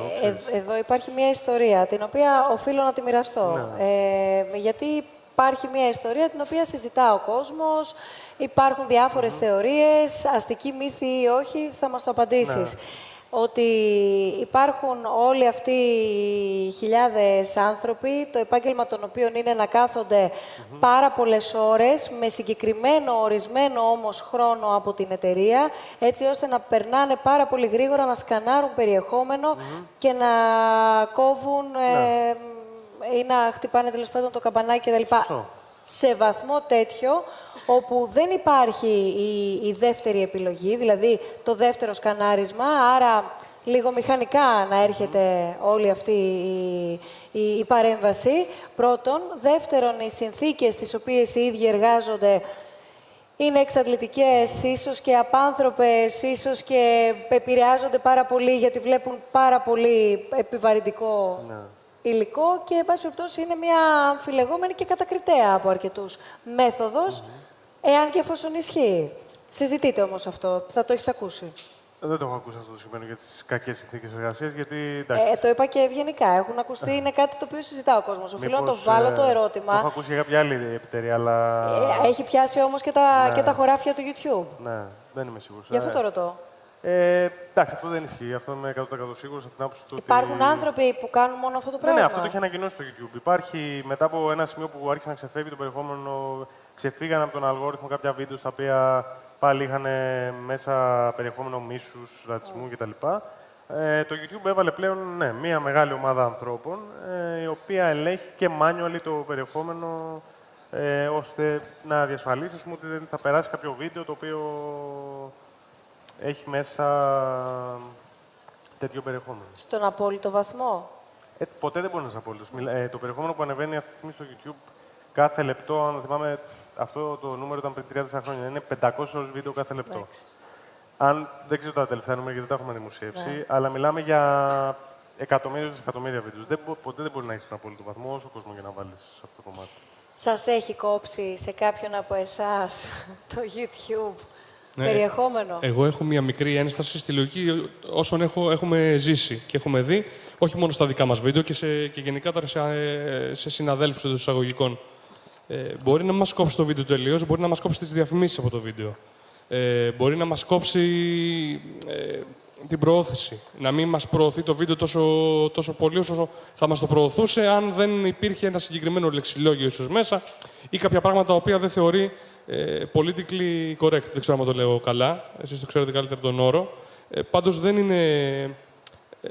Υπάρχει ένα political correctness, υπάρχει και στο YouTube ακόμα. Δηλαδή πρέπει κάπως... παλιότερα δηλαδή ήταν πιο ελεύθερο, θα το πω έτσι. Συναντάμε ακόμα και επιστημονικώς τεκμηριωμένα πράγματα. Αν κάποιος πει ότι έτσι είναι, επειδή μια τάση είναι αλλιώς, να θεωρηθεί αυτό ας πούμε κάπως ρατσιστικό και να κοπεί ένα βίντεο ή να μειωθούν οι προβολές. Υπάρχει γενικά μια λογική που δεν επικρατούσε τα πρώτα χρόνια, ας το πούμε έτσι. Η ελευθερία ήταν μεγαλύτερη σε ό,τι αφορά τον λόγο. Έτσι, δεν μιλάμε τώρα να παίρνεις περιεχόμενο άλλου και να το ανεβάζεις, να υπάρχουν copyrights και τέτοια. Αυτό προφανώς και είναι σωστή η λογική αυτή. Εμείς έχουμε τέτοιο περιεχόμενο να γίνεται, όχι σε μεγάλο βαθμό, όχι σε τεράστιο βαθμό, παρόλο που σε πολλά βίντεο δεν ελέγχουμε το στόμα μας και τη γλώσσα μας. Δεν το κάνουμε αυθορμήτως. Δηλαδή είναι τελείως αυθόρμητα, είναι όπως τα παίζαμε με τον αδερφό μου που μπορεί να χάσω ένα γκολ και να πω μια κουβέντα παραπάνω. Κυρίως το βλέπουμε όμως ότι συμβαίνει σε άλλους. Και συμβαίνει όταν συζητούνται θέματα ευαίσθητα ή ας το πούμε όταν... ή και μη, δεν ξέρω. Δηλαδή, έχω δει βίντεο να κατεβαίνουν και να γίνονται demonetized που δεν υπήρχε λόγος. Δηλαδή, είναι ένα παράδειγμα που κουβεντιάζαμε και off the record πριν. Συμβαίνει, δεν ξέρω σε ποιο βαθμό και αν συμβαίνει πολύ ή όχι. Πάντως συμβαίνει συχνότερα από ό,τι συνέβαινε τα πρώτα χρόνια της ασχολίας της δικής μας τουλάχιστον. Ναι, απλά μια διευκρίνηση τώρα. Είναι διαφορετική πολιτική ποιο βίντεο κατεβαίνει και ποιο βίντεο παίρνει διαφήμιση. Έτσι. Εκεί πέρα το κομμάτι της διαφήμισης έγινε όντως πιο αυστηρό τελευταία, επειδή αυτό ήταν και το feedback ίσως κάποιον διαφημιζομένο γενικά. Παλιότερα μπορούσε να παίξει διαφήμιση παντού. Τώρα υπάρχει ένας μεγαλύτερος έλεγχος ποιο βίντεο μπορεί να γίνει monetize και ποιο όχι, ανάλογα με τη γλώσσα και τα σίγουρα λάθη γίνονται. Ναι, αλλά γιατί να κόψεις, αν το καταλαβαίνω καλά, από κάποιον τη διαφήμισή του? Ποιον, τη διαφήμιση γιατί του. να κόψεις τη διαφήμισή του, ναι. Γιατί κάποια βίντεο μπορεί να μην θέλει να διαφημιστεί ο διαφημιζόμενος αυτά τα βίντεο. Οπότε αυτόματα μετά το YouTube θα φιλτράρει λίγο σε αυτό το κομμάτι. Σαφώς. Συγγνώμη, θέλω να μιλήσω γι' αυτό. Γιατί τα είπαμε κι εμείς λίγο πριν. Ότι από τη μία πρέπει να υπάρχει μια λογική του ότι μπορεί κάποια εταιρεία που έχει διαφημίσει στο δικό μου βίντεο να μην θέλει να ταυτιστεί με ένα περιεχόμενο το οποίο είναι να έχει κάποιο υβριστικό κομμάτι ή να έχει κάτι πιο ακραίο κτλ. Παρ' όλα αυτά, στην προσπάθειά του αλγόριθμος να προστατέψει όλο αυτό το πράγμα, κάνει πολύ μεγάλα λάθη, τα οποία υποτίθεται ότι ελέγχονται manually, αλλά δεν ελέγχονται manually. Διαψεύστε με. Ναι, όχι. Ότι κάποια λάθη μπορεί να κάνει ο αλγόριθμος, ναι, τα κάνει. Αλλά σίγουρα στα λάθη ο καθένας μπορεί να το κάνει flag και μετά να ελεγχθεί manual το βίντεο και να... Επειδή μας έχει συμβεί αρκετές φορές. Εντάξει, το καταλαβαίνω ότι... Αλλά απλά, ξέρεις, δεν μπορούμε να το κρίνουμε αναπερίπτωση. Αυτή είναι η γενική αρχή. Από εκεί πέρα σίγουρα λάθη γίνονται. Ναι, σίγουρα απ' την άλλη, γι' αυτό έχει προσλάβει και η Google πάρα πολύ κόσμο, ακριβώς γι' αυτό το λόγο. Για να προσπαθήσει να διορθώσει τα λάθη που μπορεί να κάνει ένας αλγόριθμος ή ένας αυτοματοποιημένος τρόπος. Το μεγαλύτερο θέμα στην πραγματικότητα δεν είναι το demonetize. Είναι ότι από τη στιγμή που το βίντεο θα γίνει κίτρινο ή δεν θα έχει έσοδα ή οτιδήποτε, και ο αλγόριθμος το θάβει λίγο. Άρα το βλέπει λίγο λιγότερος κόσμος και αυτό σε ρίχνει σε νούμερα, το οποίο σου κοστίζει μετά σε άλλα πράγματα. Ναι. Αυτό είναι θεωρητικό, θα το έλεγα. Ξέρεις, δεν ισχύει απαραίτητα. Τα βίντεο τα βλέπουν αυτόνομα. Τώρα τι να σου πω, εντάξει. Γενικότερα τα 2 τελευταία χρόνια έχει αλλάξει ο αλγόριθμος και από τότε άλλαξε εντελώς το YouTube. Για παράδειγμα, παλαιότερα ο αλγόριθμος ανέβαζε στο κανάλι σου, είχες, ξέρω εγώ, 300.000 συνδρομητές, το βλέπαν οι περισσότεροι. Τώρα είναι εντελώς διαφορετικά. Για παράδειγμα, κάθε φορά που θα ανεβάσω βίντεο, δεν ξέρω πόσοι θα ενημερωθούν για το βίντεο αυτό, πόσοι θα λάβουν ειδοποίηση. Και αν το βίντεο σου δεν πάρει εξ αρχής κάποια views, τότε σταματάει να στο προωθεί. Το θάβει από προσώπου γης και δεν το βλέπει άνθρωπος το βίντεο. Άνθρωπος. Πρέπει να μπει χειροκίνητα κάποιος, να γκουγκλάρει, ξέρω εγώ, Τζέρεμι Σιλένα και να το δει. Οπότε είναι αυτή η κατάσταση που επικρατεί λίγο, η οποία είναι λίγο περίεργη αυτή τη στιγμή και έχει δημιουργήσει αναταραχές σε πολύ κόσμο. Και τι άλλο, δεν ξέρω, τι άλλο λέγαμε αυτά. Γενικά, πάντως, ο αλγόριθμος να ανοίγει μια πάρα πολύ μεγάλη συζήτηση, από ό,τι καταλαβαίνω και από ό,τι ακούω από εσάς, γιατί εγώ ξέρω την άλλη πλευρά του χρήστη, εκείνου που παρακολουθεί και ταυτόχρονα βλέπει, εν πάση περιπτώσει, ο αλγόριθμος πώς λειτουργεί σε εκείνον. Εγώ αυτό που ήθελα να πω είναι ότι σίγουρα από τη στιγμή που μιλάμε για έναν αλγόριθμο που ελέγχει βίντεο περιεχομένου δεκάδων ωρών σε πολλές γλώσσες, με πολλά νοήματα, ακόμα και εδώ που είμαστε όσοι είμαστε, αυτό που λέω τώρα μπορεί να έχει 500 ερμηνείες. Άρα ναι, δεν μπορώ να ελπίζω στο ότι αυτό που θα δω θα κριθεί ακριβοδίκαια, αλλά η αλήθεια είναι ότι τον τελευταίο καιρό και εμείς ως κανάλι έχουμε πολύ μεγάλο πρόβλημα. Και με άλλους, ναι, απλώς αναφέρομαι εμάς γιατί αν μας βλέπετε, τι κακό μπορεί να προωθούμε. Δηλαδή, το χειρότερο κακό που κάνουμε στα βίντεο είναι οι καμένες τρίχες των μαλλιών μας από τις βαφές. Δηλαδή, και εγώ και η Σιλένα έχουμε θέμα με βίντεο τα οποία πριν καν γίνουν δημόσια, είναι οριακά demonetized. Έχουμε πρόσφατο παράδειγμα βίντεο που από 35 λεπτά ήρθε μία αναφορά για 7 δευτερόλεπτα περιεχομένου από γνωστό κανάλι, το οποίο ήταν χωρίς ήχο, μισό λεπτό, απλά ήταν χωρίς ήχο, υπέβαλα εγώ έτοιμα για χειροκίνητο έλεγχο, εξήγησε ότι το βίντεο αυτό υπάρχει σε 50 κανάλια με ήχο, ολόκληρο επεισόδιο και εμείς δεν έχουμε ούτε ήχο, ούτε 10 δευτερόλεπτα. Έγινε δεκτή η ένστασή μου και το βίντεο είναι ακόμα χωρίς έσοδα και από τη στιγμή που δεν θα έχω έσοδα και δεν έχουμε εμείς, ας πούμε, την πρώτη μέρα 10.000 προβολές, αυτό το βίντεο πάει άπατο, τελείωσε.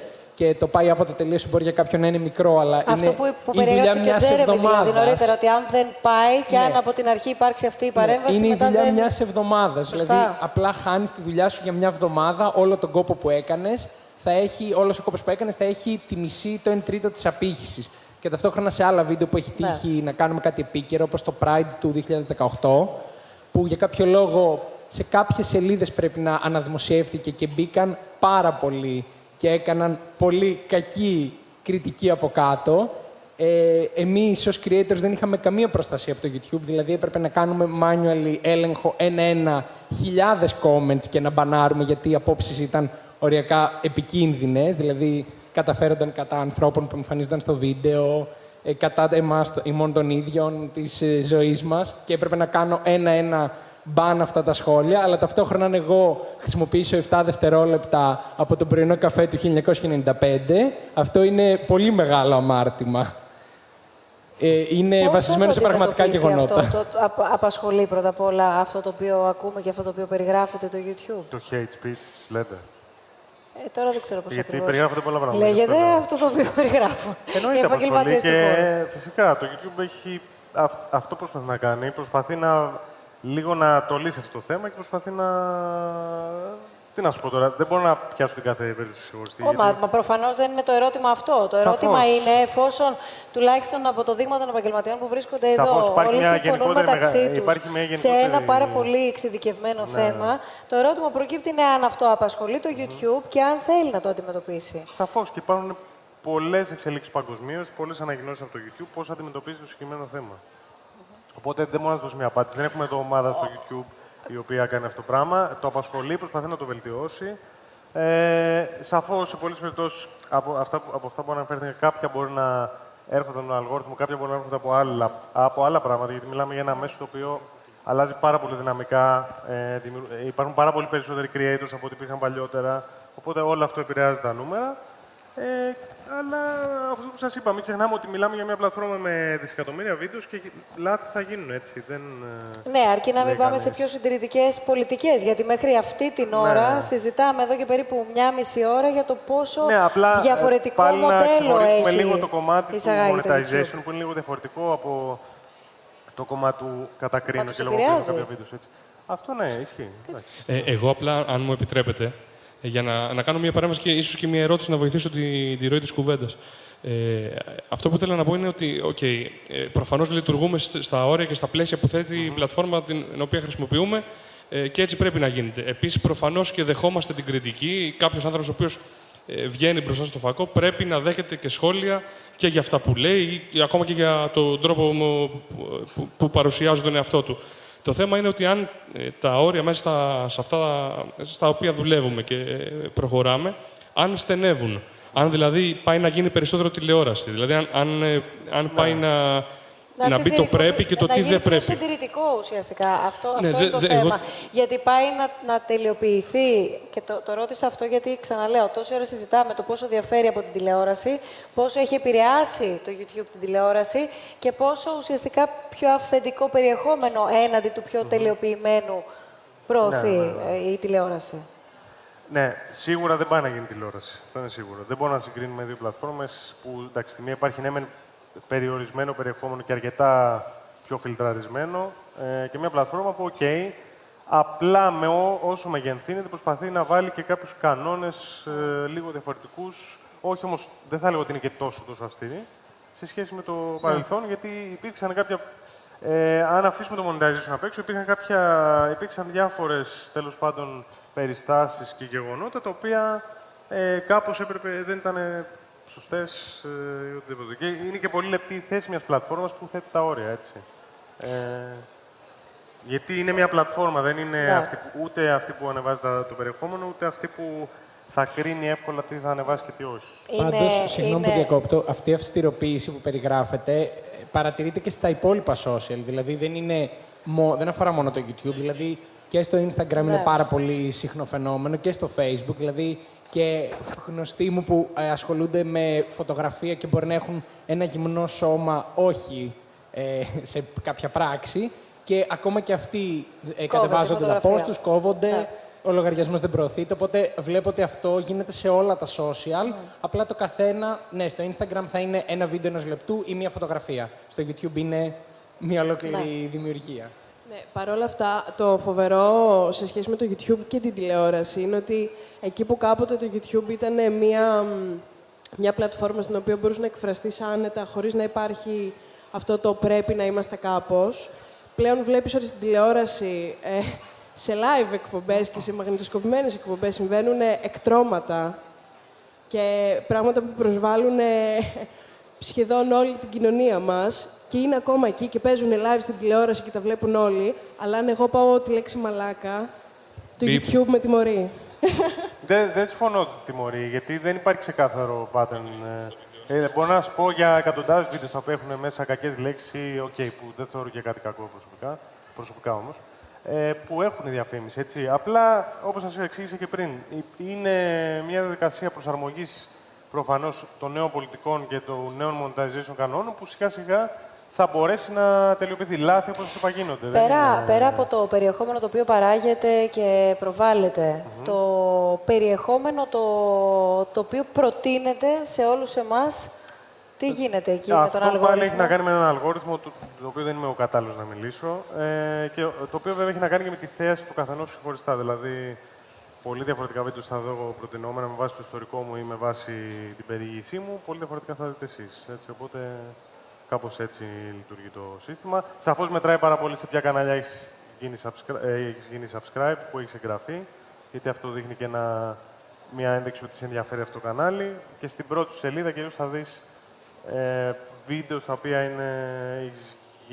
από κανάλια στα οποία έχεις γραφτεί. Ναι, ή από κανάλια στα οποία έχεις γραφτεί ή παρεμφερεί με αυτά τα οποία παρακολουθείς και σου παρεμφερεί, ναι, ή κάποια βίντεο στα οποία μπορεί να είναι trending αυτό το καιρό. Δεν χρειάζεται να το πω εγώ, αλλά ξέρετε ότι εδώ πέρα έχει αναπτυχθεί μια πάρα πολύ ισχυρή αντίθετη γνώμη ως προς το ρόλο και τον τρόπο που ο αλγόριθμος επηρεάζει εμάς ως χρήστες, ως προς αυτό το οποίο βλέπουμε, αν είναι σίγουρα κοντινό και παρεμφερές του περιεχομένου που εμείς σε άλλες δεδομένες στιγμές έχουμε συλλέξει ή αν εδώ πέρα υπάρχει μία μεθόδευση. Και επιστρέφω και στο κομμάτι της πολιτικής, γιατί εδώ πέρα έχουμε δει και υποστηρικτές να λένε ότι η επιρροή και η παρέμβαση είναι τόσο στοχευμένη και στρατηγικά δομημένη, ώστε να επηρεάζει ακόμα και τη συμπεριφορά μας, όχι των Ελλήνων. Δεν έχουμε φτάσει σε αυτό το σημείο. Θέλω να πω ότι αυτή η συζήτηση στο εξωτερικό έχει αναπτυχθεί, ακόμα και στην επιλογή που θα κάνουμε φτάνοντας στην κάλπη. Καλά, σίγουρα δεν υπάρχει μεθόδευση στο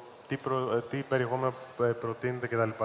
Και ειδικά προφανώς αναφέρεστε στην περίπτωση του Cambridge Analytica και όλο αυτό που έγινε με το Facebook. Που εκεί πέρα ήταν πώς χρησιμοποιήθηκαν κάποια δεδομένα. Είναι λίγο διαφορετικό το θέμα από αυτό που λέτε. Για να αυτό υποστηρίζετε εσείς? Όχι, άμα έχει δει κάποιος και το ντοκιμένταρι... θα μου επιτρέψετε να εκφράσω τη γνώμη μιας αρκετά σεβαστής, δεν ξέρω αν είναι η πλειοψηφία ή η υποψηφία, αλλά μια αρκετά σεβαστή μερίδα του κόσμου που πιστεύει αυτό το πράγμα, ότι ο αλγόριθμος έχει ένα δικό του ρόλο τώρα, δεν είναι προσωπική μου άποψη. Σας ρωτώ, μου απαντάτε από εκεί πέρα. Ναι, δεν μ' άφησα να ολοκληρώσω γι' αυτό το... όχι, δεν έχει προσωπική του άποψη ο αλγόριθμος και δεν είναι κάπως αντικειμενικός, θα έλεγα, με βάση... Δεν το ξέρετε τον αλγόριθμο, έτσι, οπότε... Δεν είναι ότι καθοδηγεί την κοινή γνώμη πάντως. Ωραία.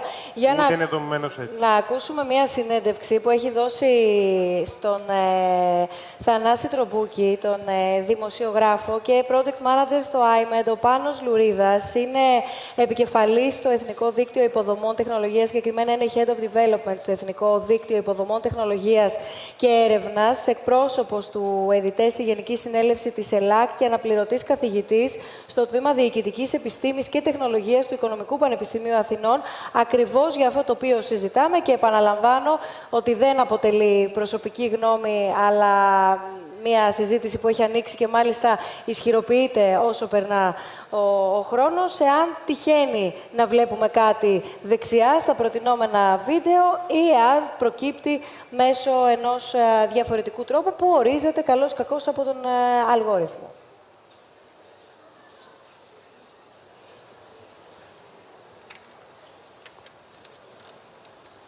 Ο αλγόριθμος είναι ο τρόπος με τον οποίο τα βήματα που ακολουθούμε για να λύσουμε ένα πρόβλημα.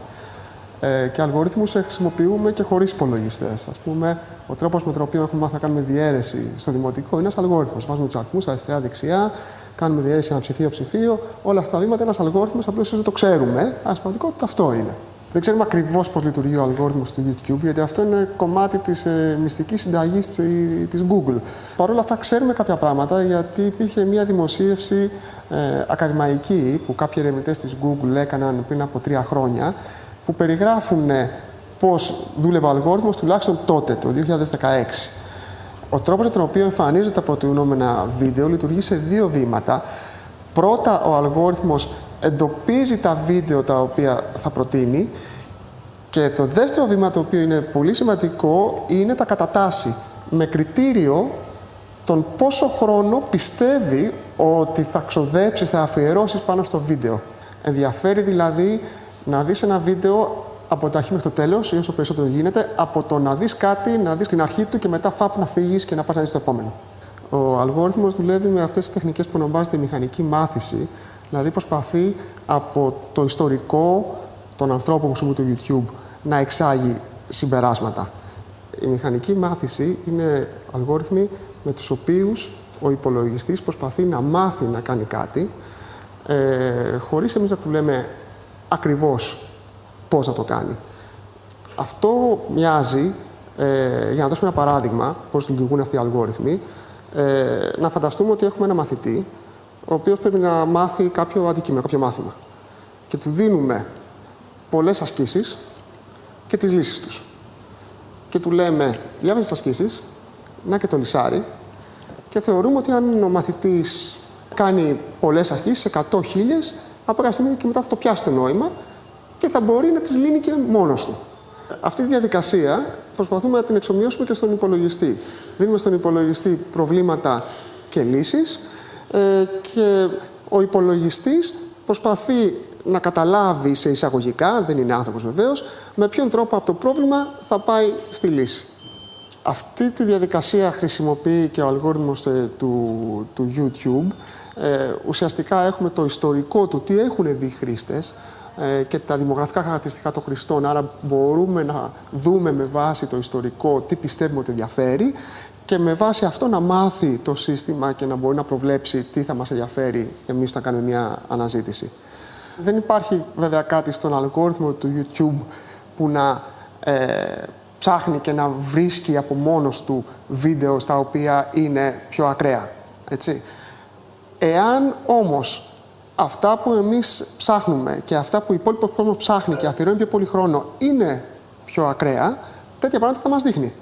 Το εάν έχει ο αλγόριθμος τη δύναμη να αλλάξει την ταυτότητα ενός χρήστη, νομίζω εξαρτάται καταρχήν από τον χρήστη. Αν είναι κάποιος άνθρωπος ο οποίος είναι απομονωμένος, ζει σε έναν μικρό κόσμο, δεν έχει ευρύ κοινωνικό περίγυρο, αν περνάει όλη την ημέρα του βλέποντας αυτά τα πράγματα, τότε μπορεί να μπει σε μια σκολικότρυπα η οποία να μην ξέρει που θα τον βγάλει.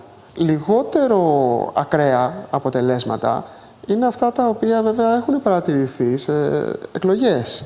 Ότι δεν είναι ανάγκη κάποιος να πάει σε ακραίες θέσεις, απλά μπορούν αυτές οι πλατφόρμες να του εμφανίζουν συνέχεια σε εισαγωγικά γεγονότα, γιατί δεν είναι απαραίτητο ότι είναι αληθινά, τα οποία επιβεβαιώνουν τις θέσεις του και να μην κοιτάζει ποτέ καμία εναλλακτική θέση. Αυτό νομίζω το είδαμε και στις ΗΠΑ και στο Brexit, που έγιναν στοχευμένες διαφημίσεις στο Facebook, που ξέρουμε ότι πολλές από αυτές τα γεγονότα που αναφέρανε δεν είχαν καμία σχέση με την πραγματικότητα, αλλά οι χρήστες ήταν πολύ χαρούμενοι που τα βλέπανε, διότι επιβεβαιώνανε τις απόψεις, τις προκαταλήψεις, τις πεποιθήσεις που ήδη είχαν και άρα σκληράνανε τις τάσεις και τις αποφάσεις τους. Κάτι το οποίο εγώ προσωπικά πιστεύω και νομίζω και άλλοι επιστήμονες είναι ότι οι αλγόριθμοι αυτοί θα έπρεπε να δημοσιεύονται με όλες τις λεπτομέρειες για να ξέρουμε πώς δουλεύουν. Ώστε αν ξέρουμε καλά πώς δουλεύουμε, μπορούμε να ξέρουμε καλύτερα τις αδυναμίες τους, να ξέρουμε αν μπορούν να χειραγωγηθούν, να ξέρουμε τυχόν προκαταλήψεις που μπορεί να κρύβουν αυτοί οι αλγόριθμοι στον τρόπο που παίρνουν αποφάσεις. Πρέπει δηλαδή οι αλγόριθμοι που χρησιμοποιούμε να είμαστε διαφανείς προς αυτούς, έτσι, να τους παρουσιάζουμε, να τους δείχνουμε στην επιστημονική κοινότητα και το κοινό να έχει γνώση του με ποιον τρόπο παίρνονται αυτές οι αποφάσεις που επηρεάζουν την καθημερινή του ζωή. Παρουσιάζονται ή δημοσιεύονται οι συγκεκριμένοι αριθμοί? Νομίζω όχι. Είναι κάτι που θα βοηθούσε να ξεκαθαρίσει το τοπίο? Δεν έχω γνώμη, γιατί μιλάμε για κάποιους αλγορίθμους που, ας πούμε, δεν θα μιλήσουμε μόνο για το YouTube. Ναι, είναι στους οποίους βασίζονται κάποιες πλατφόρμες, οι οποίες, είναι και επιχειρήσεις, έτσι. Αυτό μετά σημαίνει ότι και εμπορικά, δεν ξέρω, σίγουρα στο όλο πλαίσιο κάποια στιγμή θα... Δεν ξέρω, δεν έχω γνώμη. Αλλά πάνω σε αυτό που είπατε πριν, αυτό που είπε το κύριος Λουρίδας. Η αλήθεια είναι ότι αν οι αλγόριθμοι του YouTube δεν δείξουν σχετικό περιεχόμενο με αυτό που σε ενδιαφέρει, το πιο πιθανό δεν θα δεις το βίντεο και θα φύγεις, έτσι. Οπότε, ο βασικός σκοπός του αλγόριθμου δεν είναι να κάνει πολιτική, είναι να δείξει βίντεο που σε ενδιαφέρουν και ενδιαφέρει. Εγώ, ας πούμε, στις εκλογές που πραγματικά δεν έβλεπα βίντεο πολιτικά, δεν έβλεπα και καθόλου πολιτικά βίντεο, δεν μου πρότεινε ποτέ πολιτικά βίντεο ο αλγόριθμος. Οπότε, αυτή είναι η χρήση του. Εντάξει, υπάρχουν θεωρίες συνωμοσίας και αυτό που σας είπα, επειδή αναφερθήκατε στο σκάνδαλο της Cambridge Analytica, που είναι από ανταγωνιστική πλατφόρμα, αυτό αφορά το πώς μπορούσαν διαφημιστικά να εκμεταλλευτούν κάποια δεδομένα για να καθοδηγήσουν τον κόσμο. Είναι λίγο διαφορετικό από το τι πρότεινε ο αλγόριθμος. Πολύ διαφορετικό. Μάλιστα. Λοιπόν, προχωρώντας στη συζήτησή μας, γιατί νομίζω ότι θα πρέπει και ο κόσμος να κάνει ερωτήσεις ή τοποθετήσεις σχετικά με όλα όσα συζητάμε, σχετικά με εσάς. Υπάρχει μία άλλη συζήτηση που γίνεται, ότι από πολύ νωρίς κάποιοι, τώρα εδώ οι περιπτώσεις όλων, όσοι είστε μαζί μας, είστε και επαγγελματίες, έχετε ήδη κάποια χρόνια που δραστηριοποιείστε επαγγελματικά ενώ στο YouTube. Υπάρχει ωστόσο μία αίσθηση ότι από πάρα πολύ νωρίς, από πάρα πολύ μικρή ηλικία, όλη αυτή η δημοσιότητα, σε συνδυασμό με όλη αυτή την ακολουθία που υπάρχει από τους subscribers και η ταύτιση και η αντιγραφή, ο μιμητισμός και. Λίγο οδηγεί σε μοντέλα και προφίλ δημιουργών, τα οποία δεν ξέρω πώς να το πω έτσι όπως το λέει ο κόσμος, ότι είναι λίγο πιο ψωνισμένοι για την ηλικία τους, είναι λίγο πιο ψωνισμένοι γενικά για κάθε ηλικία. Ότι πώς είναι δυνατόν από τα 18 να έχουν managers. Έχετε managers πρώτα απ' όλα εσείς που δεν είστε 18. Ναι, πιστεύω όλοι. Ή όχι manager, ας πούμε, ένα άτομο το οποίο θα σε διαχειρίζεται, αλλά ας πούμε, κάποιον ο οποίο θα σε βοηθάει, ας πούμε, να σου βρίσκει σχολικές, Ωραία, ποιοι έχετε, ποιοι δεν έχετε, ξέρω. γιατί δεν βλέπω να συμφωνούν όλοι. Όχι, δεν θα λέγω ότι έχουμε πολλοί managers. Όχι, δεν είναι managers. Όχι. Θεωρώ πως οι περισσότεροι YouTubers δεν έχουν managers. Μπορεί να έχουν κάποιον που θα τους τρέχει το εμπορικό τους, ας πούμε. Θα τους κλείνει δουλειές, θα τους κλείνει στους πελάτες, θα διαχειρίζεται όλο το εμπορικό, μπορεί αυτό. Αλλά managers σαν καλλιτέχνες, ας πούμε, σαν τους καλλιτέχνες δεν νομίζω να... Όχι. Να υφίσταται. Δεν νομίζω. Και εγώ δεν ξέρω δηλαδή κανένα. Εκτός αν έχεις άλλα άτομα που διοργανώνουν, ας πούμε, event ή παραστάσεις που θέλεις να κάνεις, που είναι άλλο κομμάτι όμως. Στην Ελλάδα, γιατί στο εξωτερικό μπορεί να έχουν managers, όντως. Εγώ θα συμφωνήσω πάντως με αυτό που είπατε. Τουλάχιστον σε ό,τι αφορά το κομμάτι το δικό μας που έχει να κάνει πιο πολύ με gaming, που είναι οι πιο μικρές ηλικίες. Και αυτό που έχω παρατηρήσει εγώ, όντας σε μεγαλύτερη ηλικία, έτσι. Ότι τα παιδιά μικρών ηλικιών που μπήκαν ξαφνικά σε ένα χώρο, τον οποίο είναι χώρος δημοσιότητας, είναι χώρος ο οποίος θα σε βλέπουν στον δρόμο και θα σε παίρνουν αγκαλιά και θα σε βγάζουν φωτογραφίες και θα σου ζητάνε αυτόγραφα. Έχω παρατηρήσει πολλές τέτοιες συμπεριφορές σε άτομα τα οποία είναι μικρότερης ηλικίας.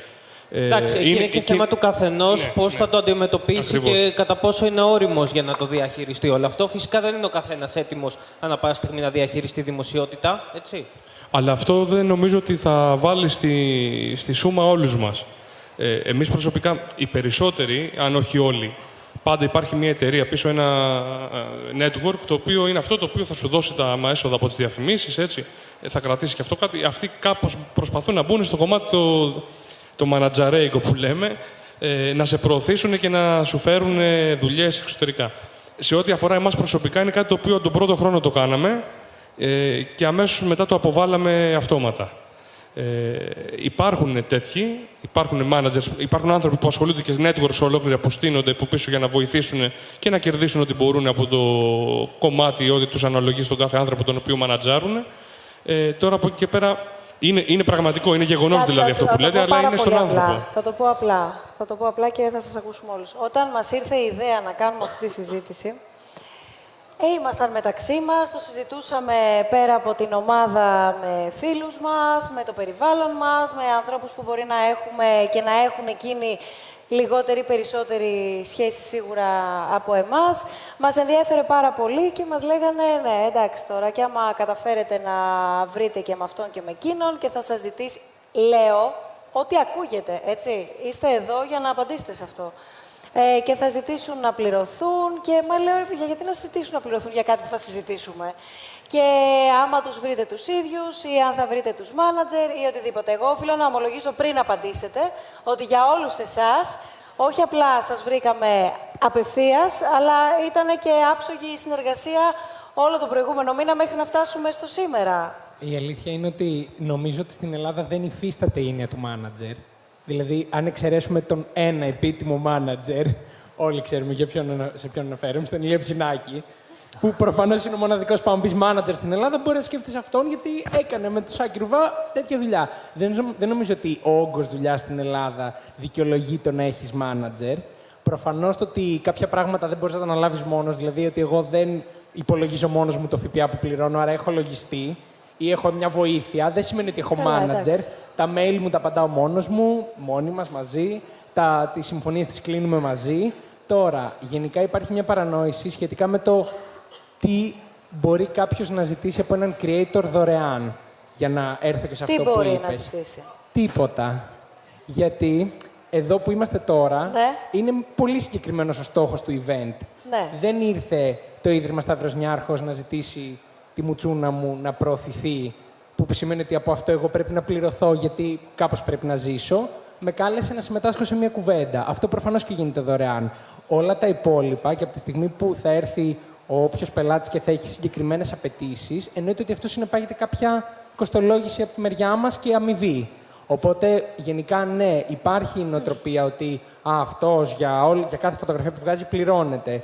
Που μεταξύ μας όχι, δεν πληρώνεται για κάθε φωτογραφία που βγάζει, αλλά για κάθε τι που είναι επαγγελματικό και έχει όρους και συμφωνίες, πρέπει να συνειδητοποιήσουμε όλοι και το όνομά του, ναι, και το πρόσωπό του, πρέπει να συνειδητοποιήσουμε ότι ναι, πρέπει να πληρώνεται. Γιατί αυτό το βίντεο που θα κάνω εγώ με την εταιρεία για τα μπουκάλια ή το φαγητό, θα υπάρχει για πάντα ή μέχρι να επιλέξω εγώ να το κατεβάσω κάπου εκεί έξω και θα διαφημίζει εσένα, εμένα, κάποιον. Άρα εγώ γιατί να το κάνω δωρεάν και εσύ να εισπράττεις από αυτό. Πρέπει να μοιραστούμε τα χρήματα. Θέλω να ακούσω λίγο τον καθημερινή φυσική.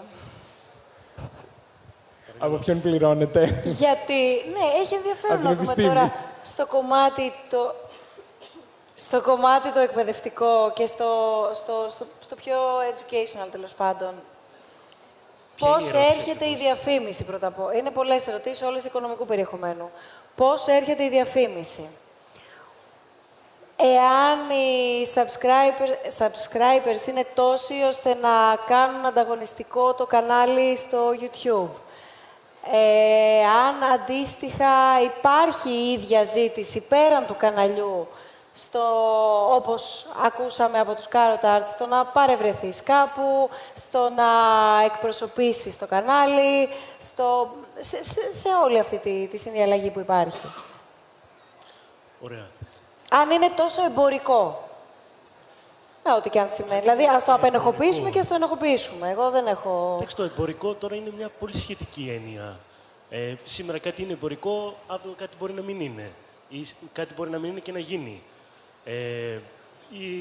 Οι διαφημίσεις, οι προτάσεις έρχονται επειδή βλέπουν ότι το περιεχόμενο αρέσει στον κόσμο και θέλουν να συσχετιστούν με το περιεχόμενο, το οποίο πολύ συχνά είναι και σχετικό με το θέμα του καναλιού. Τώρα, τα υπόλοιπα, το αν οι συνδρομητές δικαιολογούν, πώς το θέσατε, Αν υπάρχει... Μου μιλάτε όλοι στον πληθυντικό πρώτα απ' όλα. Λέμε τόσο μεγάλη για το YouTube. Δεν Αλήθεια τώρα. Ποτέ δεν είναι αργά. Αλήθεια τώρα. Το θυμάμαι αυτό, ότι ποτέ δεν είναι αργά. Εσύ το είπες. Αν είναι τόσο ελκυστικό το περιεχόμενο. Φαντάζομαι πως είναι για να υπάρχουν προτάσεις και για να μπορώ να ζω επαγγελματικά από αυτό το πράγμα. Αυτό είναι αισιόδοξο, γιατί ειδικά στο κομμάτι το εκπαιδευτικό βλέπουμε κυρίως παραδείγματα από το εξωτερικό ή όσοι ενδιαφέρονται παρακολουθούν αντίστοιχα κανάλια του εξωτερικού και αρχίζουν και εκδηλώνουν το ενδιαφέρον για το να υπήρχε περισσότερη δραστηριότητα σε αυτό το τομέα και από τους Έλληνες δημιουργούς. Βέβαια. Και το θετικό βέβαια είναι ότι έρχονται νέες εταιρείες και νέοι πελάτες και προσεγγίζουν. Έχω κάνει ορισμένες συνεργασίες, οι οποίες ήταν η πρώτη τους φορά που είχαν μια πρόταση για να διαφημιστούν στο YouTube. Οπότε, ναι, εφόσον αρέσει στον κόσμο και ο κόσμος το βλέπει, δεν βλέπω κάποιον λόγο να μην υπάρχουν προτάσεις, να έρχονται, να μην υπάρχει ενδιαφέρον. Όχι, ρώτησα αν υπάρχουν, δεν είπα να μην υπάρχουν. Εγώ ίσα-ίσα. Εγώ αυτό που καταλαβαίνω έχοντας δουλέψει σε διάφορα μέσα και καταλήξει στα social media, είναι ότι όπως δουλεύουν όλα τα media, σε όλα τα media υπάρχει διαφήμιση. Σε όλα, από την εφημερίδα, στο περιοδικό, στο τηλεοπτικό, παντού. Ναι, δεν είσαι μόνος σου εκεί βέβαια, είναι ένα μέσο. Είναι λίγες φορές που είσαι μόνος σου. Ναι, είναι όμως ένα μέσο που δίνει την ίδια πληροφορία. Την ίδια. Θα ανοίξει ένα περιοδικό και θα διαβάσεις για μία μάσκα μαλλιών, για μία μάσκαρα, για ένα... Τέλος πάντων, λέω τα δικά μου, αλλά σε οποιοδήποτε κομμάτι υπάρχει ένα μέσο το οποίο έχει το δικό του κοινό. Όπως λοιπόν ένα οποιοδήποτε μέσο έχει τους διαφημιστές του, έτσι και τα social media πλέον δεν είναι μόνο το YouTube. Είναι σε ένα ευρύτερο πλαίσιο τα social media. Έχουν τα προϊόντα που θέλουν να παρουσιάσουν μέσα από αυτό και να δημιουργηθεί όλη αυτή, τέλος πάντων, το back and forth που γίνεται σε όλα τα μέσα. Πόσο εύκολο είναι να είσαι beauty, ειδικά στο ελληνικό YouTube, γιατί υπάρχει έντονη δραστηριότητα. Άρα και ανταγωνισμός. Υπάρχει ανταγωνισμός, απλά πιστεύω ότι ο καθένας κάνει αυτό που κάνει και είναι διαφορετικό. Και νομίζω ότι και αυτό χρειάζεται για να κάνεις YouTube, να κάνεις κάτι που να είναι το ίδιο στην ουσία με κάποιον άλλον, αλλά κάπως διαφορετικά και με το δικό σου στοιχείο και με το δικό σου χαρακτήρα. Εγώ, επειδή συνεχίζω με το ίδιο πάθος και τον ίδιο τρόπο και το ίδιο... τα μάτια μου είναι κολλημένα στο δικό μου περιεχόμενο και εννοείται ότι βλέπω όλα τα beauty κανάλια και τα περισσότερα κορίτσια που κάνουν beauty στην Ελλάδα είναι φίλες μου. Κάνω αυτό που κάνω από την αρχή που ξεκίνησα. Είναι πολύ συγκεκριμένο, συγκεντρωμένο. Οπότε δεν μπορώ να σου πω ότι είναι δύσκολο, γιατί είναι εντελώς αυτό που αγαπάω, αυτό που κάνω τα τελευταία 10 χρόνια της ζωής μου στη δουλειά μου. Αλλά θεωρώ ότι οτιδήποτε κάνεις και το κάνεις από μέσα σου δεν θα είναι δύσκολο. Ούτε στο κομμάτι του ανταγωνισμού, ούτε στο κομμάτι των προβολών, ούτε στο κομμάτι των views και των subscribers. Γιατί στη βάση του το YouTube είναι μια πλατφόρμα για εσένα, για το πάθος σου και για όλο σου το excitement, να δείξεις αυτό που θέλεις. Για εμένα, τουλάχιστον. Τζέρεμι, κάτι θες να συμπληρώσεις? Ναι, όχι. Επειδή συζητάμε για το κομμάτι των διαφημίσεων, το μόνο πράγμα που έχω να θίξω πάνω σε αυτό είναι ότι πολλές φορές οι εταιρείες δεν ξέρουν ποιον πληρώνουν, γιατί ζητάνε να αλλάξουν, ας πούμε, τον χαρακτήρα των βίντεο σου ή ζητάνε παράλογα πράγματα τα οποία δεν μπορείς να κάνεις. Δεν μπορείς να αλλάξεις κατεύθυνση στο κανάλι σου. Οπότε, νομίζω αυτό είναι το μόνιμο πρόβλημα που υπάρχει με τις εταιρείες οι οποίες είναι έτσι λίγο πιο αυστηρές και έχουν λίγο πιο τηλεορασιστική νοοτροπία. Το οποίο είναι εντελώς διαφορετικό πράγμα το YouTube και εντελώς διαφορετικό πράγμα η τηλεόραση και θα πρέπει να ξεκαθαριστεί κάποια στιγμή για να το γνωρίζουν όλοι. Ήδη υπάρχουν πολλές εταιρείες που έχουν προσαρμοστεί και δουλεύουμε πάρα πολύ καλά και περνάμε φανταστικά, δεν ξέρω. Και αυτό, δεν έχω να πω κάτι άλλο. Νομίζω ότι κάτι πολύ μικρό που περιγράφει αυτό που λέει ο Τζέρεμι είναι ότι τουλάχιστον εμείς οι δύο και φαντάζομαι και όλοι έχουμε δεχτεί άπειρες φορές ένα email επαγγελματικής πρότασης που έχει λάθος το όνομά μας. Και δεν είναι θέμα διασημότητας και αναγνωρισιμότητας, αλλά δεν μπορώ να έρθω να σου μιλήσω και να σου πω «Γεια σου Μαρία, θέλω να μου παρουσιάσεις ένα event». Να ξέρεις που απευθύνεσαι, ναι. να ξέρεις ποιος είναι. Αν ξέρεις αρχικά το όνομά μου ή το username μου, γιατί ναι, δεν είναι όλα Αλέξανδρος, είναι και κάποια λίγο πιο δύσκολα ή το δικό μας που πολλές φορές μας λένε Καρότα, μας λένε που είναι πολύ άμεσο και ευχάριστο. Αν ξέρεις αρχικά το όνομά μου και μετά έχεις παρακολουθήσει και το περιεχόμενό μου, θα έρθεις να μου ζητήσεις την τοποθέτηση που λογικά θα ταιριάζει και σε μένα. Προσαρμοσμένη, λοιπόν. Γιατί ακόμα και να πουλήσω την ψυχή μου στο διάολο για να σου κάνω οποιαδήποτε δουλειά που όποιος αντέχει να το κάνει με γιά του με χαρά του, στο τέλος δεν θα έχεις και εσύ ως πελάτης το αντίστοιχο αποτέλεσμα. Επηρεάζει. Θα έχει κακό αντίκτυπο. Το κοινό σίγουρα θεωρώ ότι... Επηρεάζει το κοινό. Θέλω να πω... Θεωρώ ότι αντιλαμβάνεται. Όταν βλέπει μια συνεχή προβολή προϊόντων.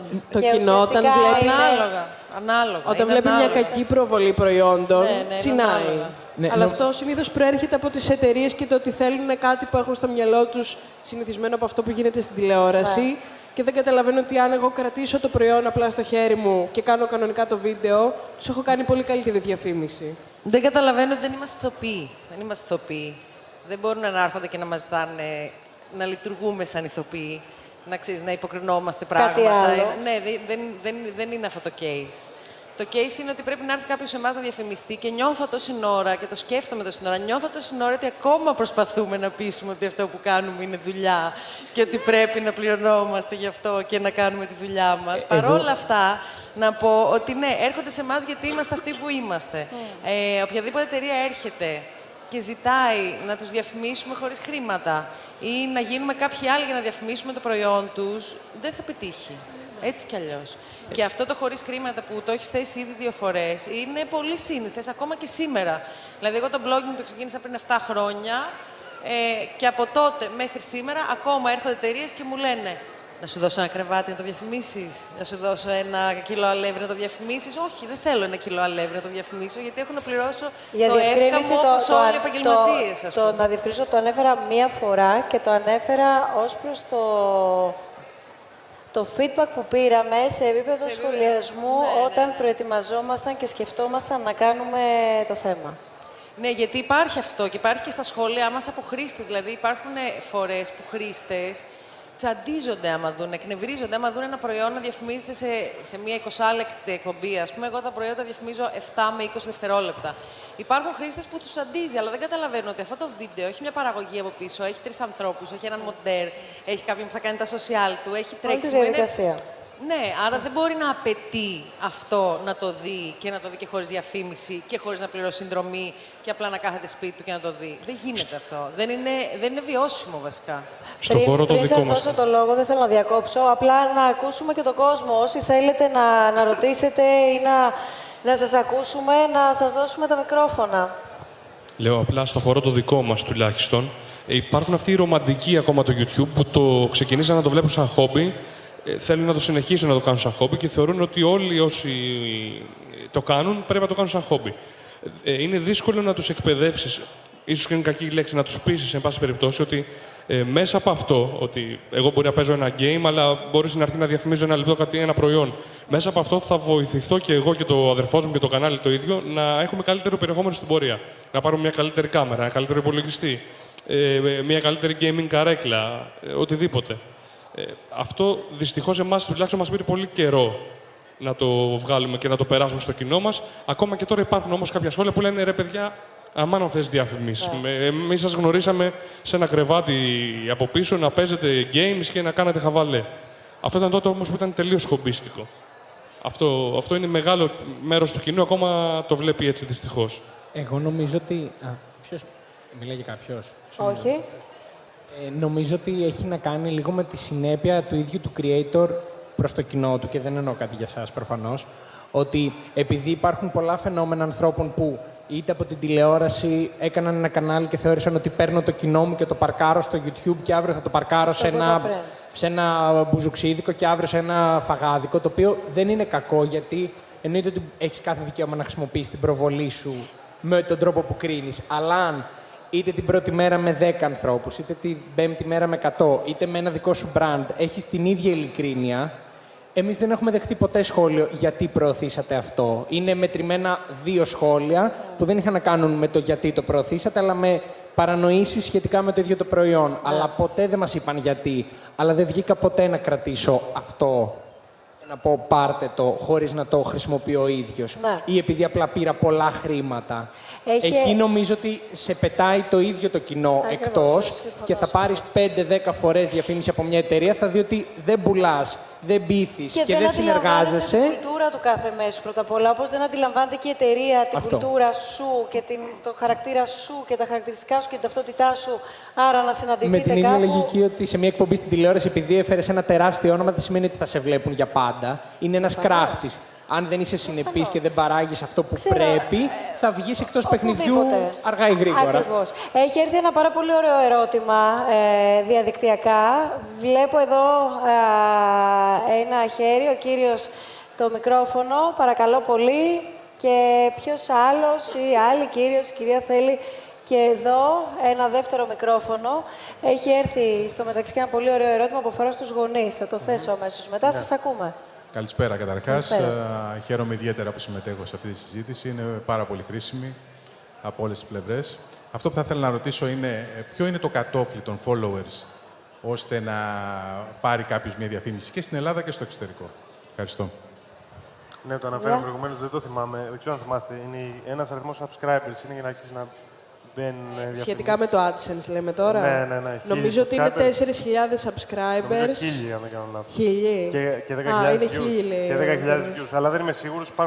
Υπάρχει όλη η πληροφορία στο youtube.com/creators, νομίζω, όπου υπάρχουν ακριβώς τα νούμερα που χρειάζεται να έχει κάποιος. Απλώς, νομίζω ότι πρέπει να γίνει ένας διαχωρισμός για ανθρώπους που ενδεχομένως να μην το γνωρίζουν, ότι είναι ένα κομμάτι, το είπατε και εσείς βέβαια πριν, η διαφήμιση που παίζει πριν το βίντεό μας ή από κάτω και είναι άλλο η διαφήμιση του «Καλησπέρα, έχω μια εταιρεία, θέλω να με διαφημίσεις».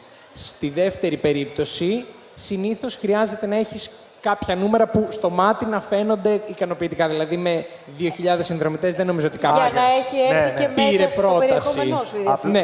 Απλά για να το εξηγήσουμε. Για να βάλει Google διαφήμιση υπάρχουν αυτά τα ωραία που ανέφερα και σε αυτό που αναφέρω τα παιδιά είναι περισσότερο πώς ακολούθους και τα λοιπά που να έχεις ώστε να έχει μια αξία και να μπορείς να βάλεις μέσα στο βίντεο σου ένα προϊόν και να πληρωθείς και γι' αυτό, έτσι. Εντάξει, φαντάζομαι...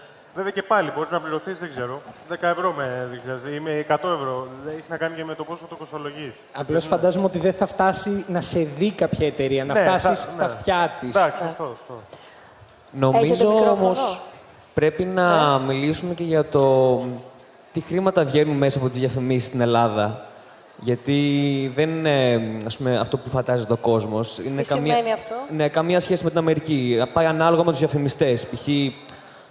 Για παράδειγμα, η Coca-Cola στην Αμερική θα βάλει 10 εκατομμύρια για διαφημίσεις στο YouTube. Στην Ελλάδα θα βάλει 10 χιλιάρικα. Δεν είναι και η ίδια οικονομία. Τα 10 χιλιάρικα θα διαμοιθούν σε όλους τους YouTubers ανάλογα. Είναι ανάλογα με το πόσα λεφτά μπαίνουν μέσα στην πλατφόρμα. Π.χ. στην Ελλάδα, από ό,τι νομίζω, είναι στις 1000 προβολές γύρω στα 50 λεπτά. Κάτι τέτοιο. Στην Αμερική, αντίστοιχα, είναι γύρω στα $7. Ναι. Οπότε μιλάμε για μια πολύ μεγάλη διαφορά. Ναι, σας ακούμε. Συγγνώμη, Ηλία. Όχι, ανάλογα με τη διαφημιστική αγορά είναι και αντίστοιχο. Εννοείται. Καλησπέρα σας. Ονομάζομαι Ανέστης Κουγιουμτζίδης.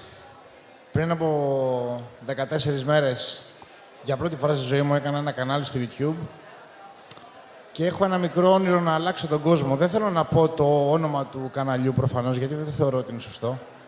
Αλλά θα ήθελα πάρα πολύ από εσάς να μου δώσετε 3 ουσιαστικές συμβουλές από τις πρώτες ημέρες που εσείς ξεκινήσατε αυτή τη διαδικασία. Αν το κάνεις γιατί θες να γίνεις διάσημος, μην το κάνεις. Όχι, είπα εξ αρχής, το όνειρό μου είναι να αλλάξω τον κόσμο και όχι να γίνω διάσημος. Ωραία, κάντο. Αρχικά, καλώς όρισες. Να είστε καλά, σας ευχαριστώ. Γενικά, αυτό που δεν έχει υποθεί είναι ότι υπάρχει χώρος για όλους, που δεν έχει να κάνει τόσο με την ελευθερία του περιεχομένου, όσο το ότι δεν χάνεις κάτι να δοκιμάσεις, να μπει σε αυτό το παιχνίδι, να δεις πώς είναι και αν δεν σου αρέσει, αν δεν είναι αυτό που φαντάστηκες, να κάνεις κάτι άλλο. Και ταυτόχρονα να μην περιμένεις ότι μέσα σε 14 μέρες. Ναι, ότι θα γίνει κάτι. Δηλαδή, θα πρέπει να υπάρξει ένα πολύ μεγάλο διάστημα στο οποίο θα σε βλέπει η μαμά σου, γιατί αυτό συνέβη και με εμάς, μέχρι σιγά-σιγά να σε ανακαλύψει ο κόσμος, εάν αυτό που κάνεις το κάνεις με όμορφο τρόπο και έχεις όντως κάτι να πεις φυσικά. Κάντο και όπου βγει. Ό,τι γίνει. Απλά να μην απογοητευτείς, γιατί στην αρχή και πολύ πιθανότατα και μετά από μήνες και ίσως και χρόνια μπορεί τα νούμερα να είναι μικρά. Ακριβώς γιατί η πίτα έχει μεγαλώσει πλέον.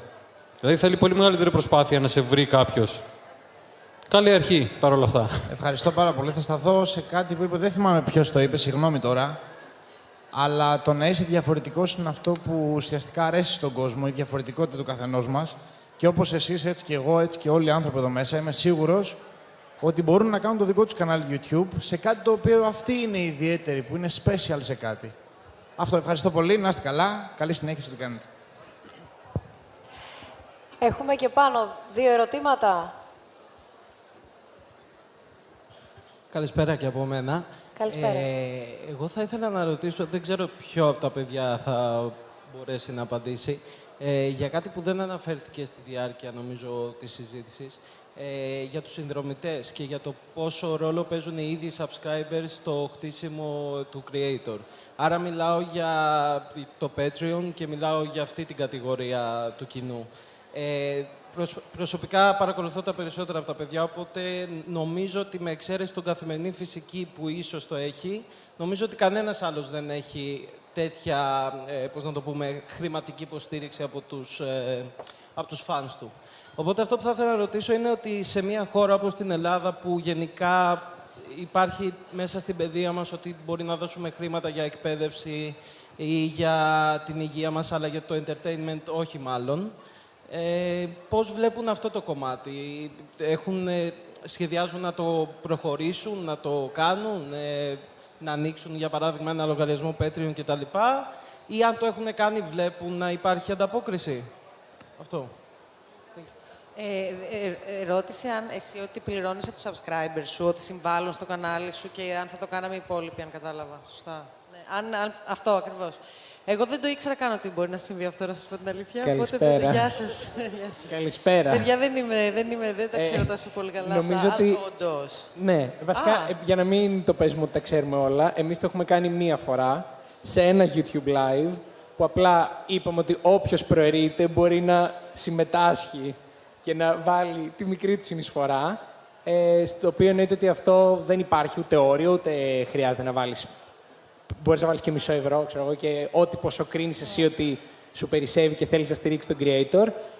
Την πρώτη φορά το αποτέλεσμα σε εμάς ήταν κάπως εντυπωσιακό, γιατί δεν περιμένεις ότι άμα πεις «αν εκτιμάτε τη δουλειά μου, βοηθήστε», νομίζεις ότι θα σε αγνοήσουν, γιατί δωρεάν το βλέπουν, δωρεάν είναι η φιλοσοφία σε ένα μεγάλο βαθμό και λειτουργήσε. Τώρα, νομίζω ότι αν πεις απλά «δώστε μου χρήματα», χωρίς να δείξεις ότι εγώ αυτά θα τα αξιοποιήσω σε κάτι, δηλαδή φαντάζομαι ότι ο Καθημερινή Φυσική, συγγνώμη που δεν γνωρίζω το προσωπικό σου όνομα, ο Στέφανος, αν χρειάζεται κάποιον πολύ ακριβό εξοπλισμό για τα βίντεο του ή κάποια άλλη υποδομή, ενώ εγώ με τη Σιλένα θέλουμε μια πολυθρόνα, μου φαίνεται πολύ λογικό να το ζητήσει.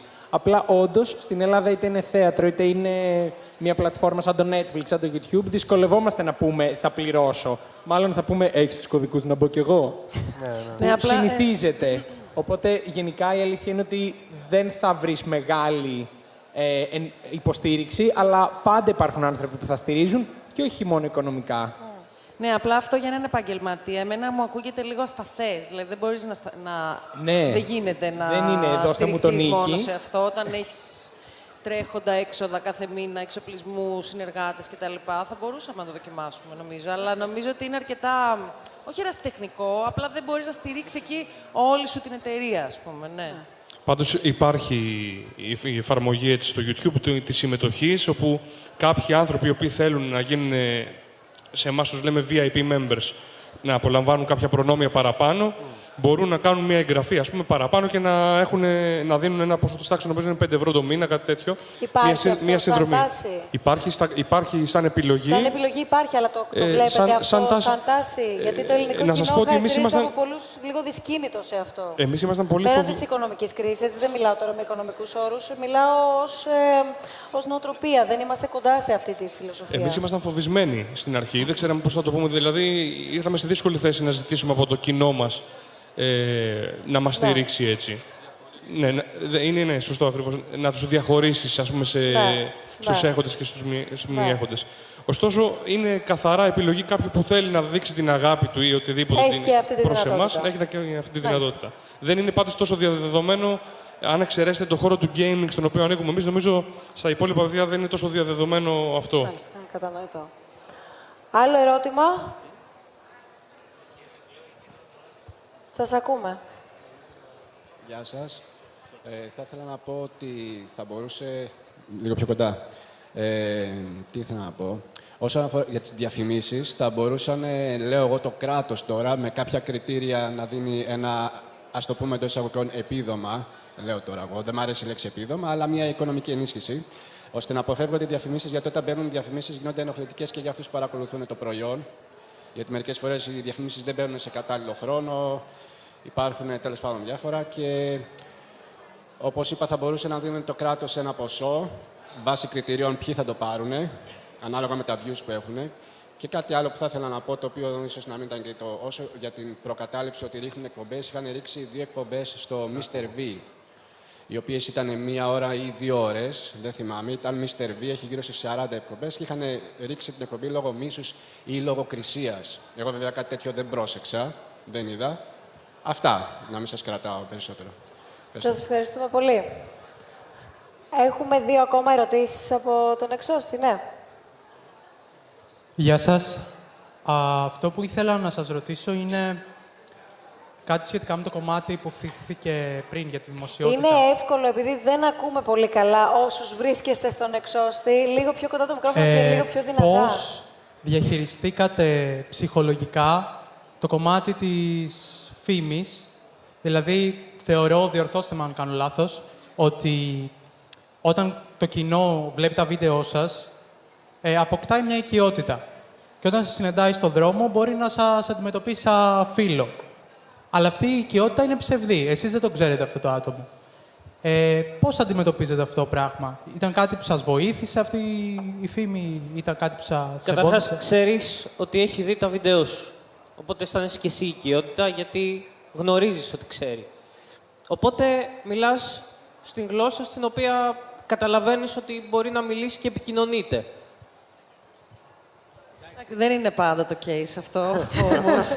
Η αλήθεια είναι ότι αυτό που υπόθηκε και πριν για το πόσο καβαλάς το καλάμι, πόσο ψωνίζεσαι, αν ψωνίζεσαι, είναι λίγο και ζήτημα μεγεθών. Δηλαδή, πόσο διάσημος μπορεί να είσαι στην Ελλάδα? Όχι. Εντάξει, τώρα η ερώτηση όμως στοχεύει κάπου αλλού. Προφανώς το ότι θα έρθουν να σου αυτό. μιλήσουν 3 άνθρωποι για έναν άνθρωπο που δεν του έχουν μιλήσει ποτέ στον δρόμο. Δηλαδή, όταν εμένα με είδαν στην Ερμού, να βοηθήσω πήρα λίγο τη Σιλένα και της είπα, να βοηθήσω λίγο μας το βλέπουν. ερώτημα. Κατά πόσο ουσιαστικά την ώρα που παρουσιάζετε το περιεχόμενό σας ως περσόνα, ως δίδυμο, τρίδυμο, ομάδα, όσο καθένας ανάλογα με το περιεχόμενο και την ταυτότητα που έχει, κατά πόσο είναι εύκολο αυτό να το διαχειριστείτε και πώς το διαχειρίζεστε έξω από τον κόσμο που σας αναγνωρίζει. Δηλαδή, αυτή η ερώτηση γίνεται παραδοσιακά από τότε που έχουν ανακαλυφθεί γενικά. Έχουν μάλλον ξεκινήσει να λειτουργούν γενικά τα μέσα. Έρχεται κατ' επέκταση λοιπόν τώρα και σε εσάς που είστε στο YouTube. Νομίζω ότι κάθε creator χαίρεται όταν κάποιος άνθρωπος έρχεται και του λέει όμορφα λόγια και ότι αγαπάει τη δουλειά που κάνει και ότι την εκτιμάει, ότι πολλές φορές λαμβάνουμε και μηνύματα, είτε έρχονται άνθρωποι από κοντά και μας λένε ότι είδα αυτό που δημιούργησες εσύ και με βοήθησε εκείνη τη στιγμή, μου έκανε εκείνο ή μου έκανε τ' άλλο, και αυτό είναι πάρα πολύ όμορφο πραγματικά και πάντα είναι συγκινητικό. Ταυτόχρονα όμως πάντα υπάρχουν και άνθρωποι που δεν μπορούν να το κάνουν με τον ίδιο ευγενικό τρόπο και μπορεί να βρίσκεσαι σε μια πολύ ιδιαίτερη στιγμή, ίσως πούμε, έξω στον δρόμο και κάποιος να έρθει να σου μιλήσει και να είναι λίγο άβολο. Ναι. Οπότε φαντάζομαι ότι υπάρχουν απ' όλα. Δηλαδή... Υπάρχουν απ' όλα και έρχονται και σε πιο προσωπικές στιγμές μερικές φορές, σε μια συναυλία ή κάπου ή αυτό που Με έχουν πετύχει να χωρίζω. Α, ωραία. Καλά πήγε αυτό. Και τι εγώ έκλαιγα και ήρθα να μου μιλήσουν. Καλή που είσαι. Πάντως, για μένα το σημαντικό σε αυτό είναι περισσότερο το αίσθημα ευθύνης σε αυτά που λες και στα μηνύματα που περνάς απέναντι στον κόσμο που σε βλέπει, ειδικά όταν αυτός ο κόσμος είναι και μικρά παιδιά. Και όταν είναι μιας ηλικίας, δηλαδή, εμάς εκεί ήταν το δύσκολο.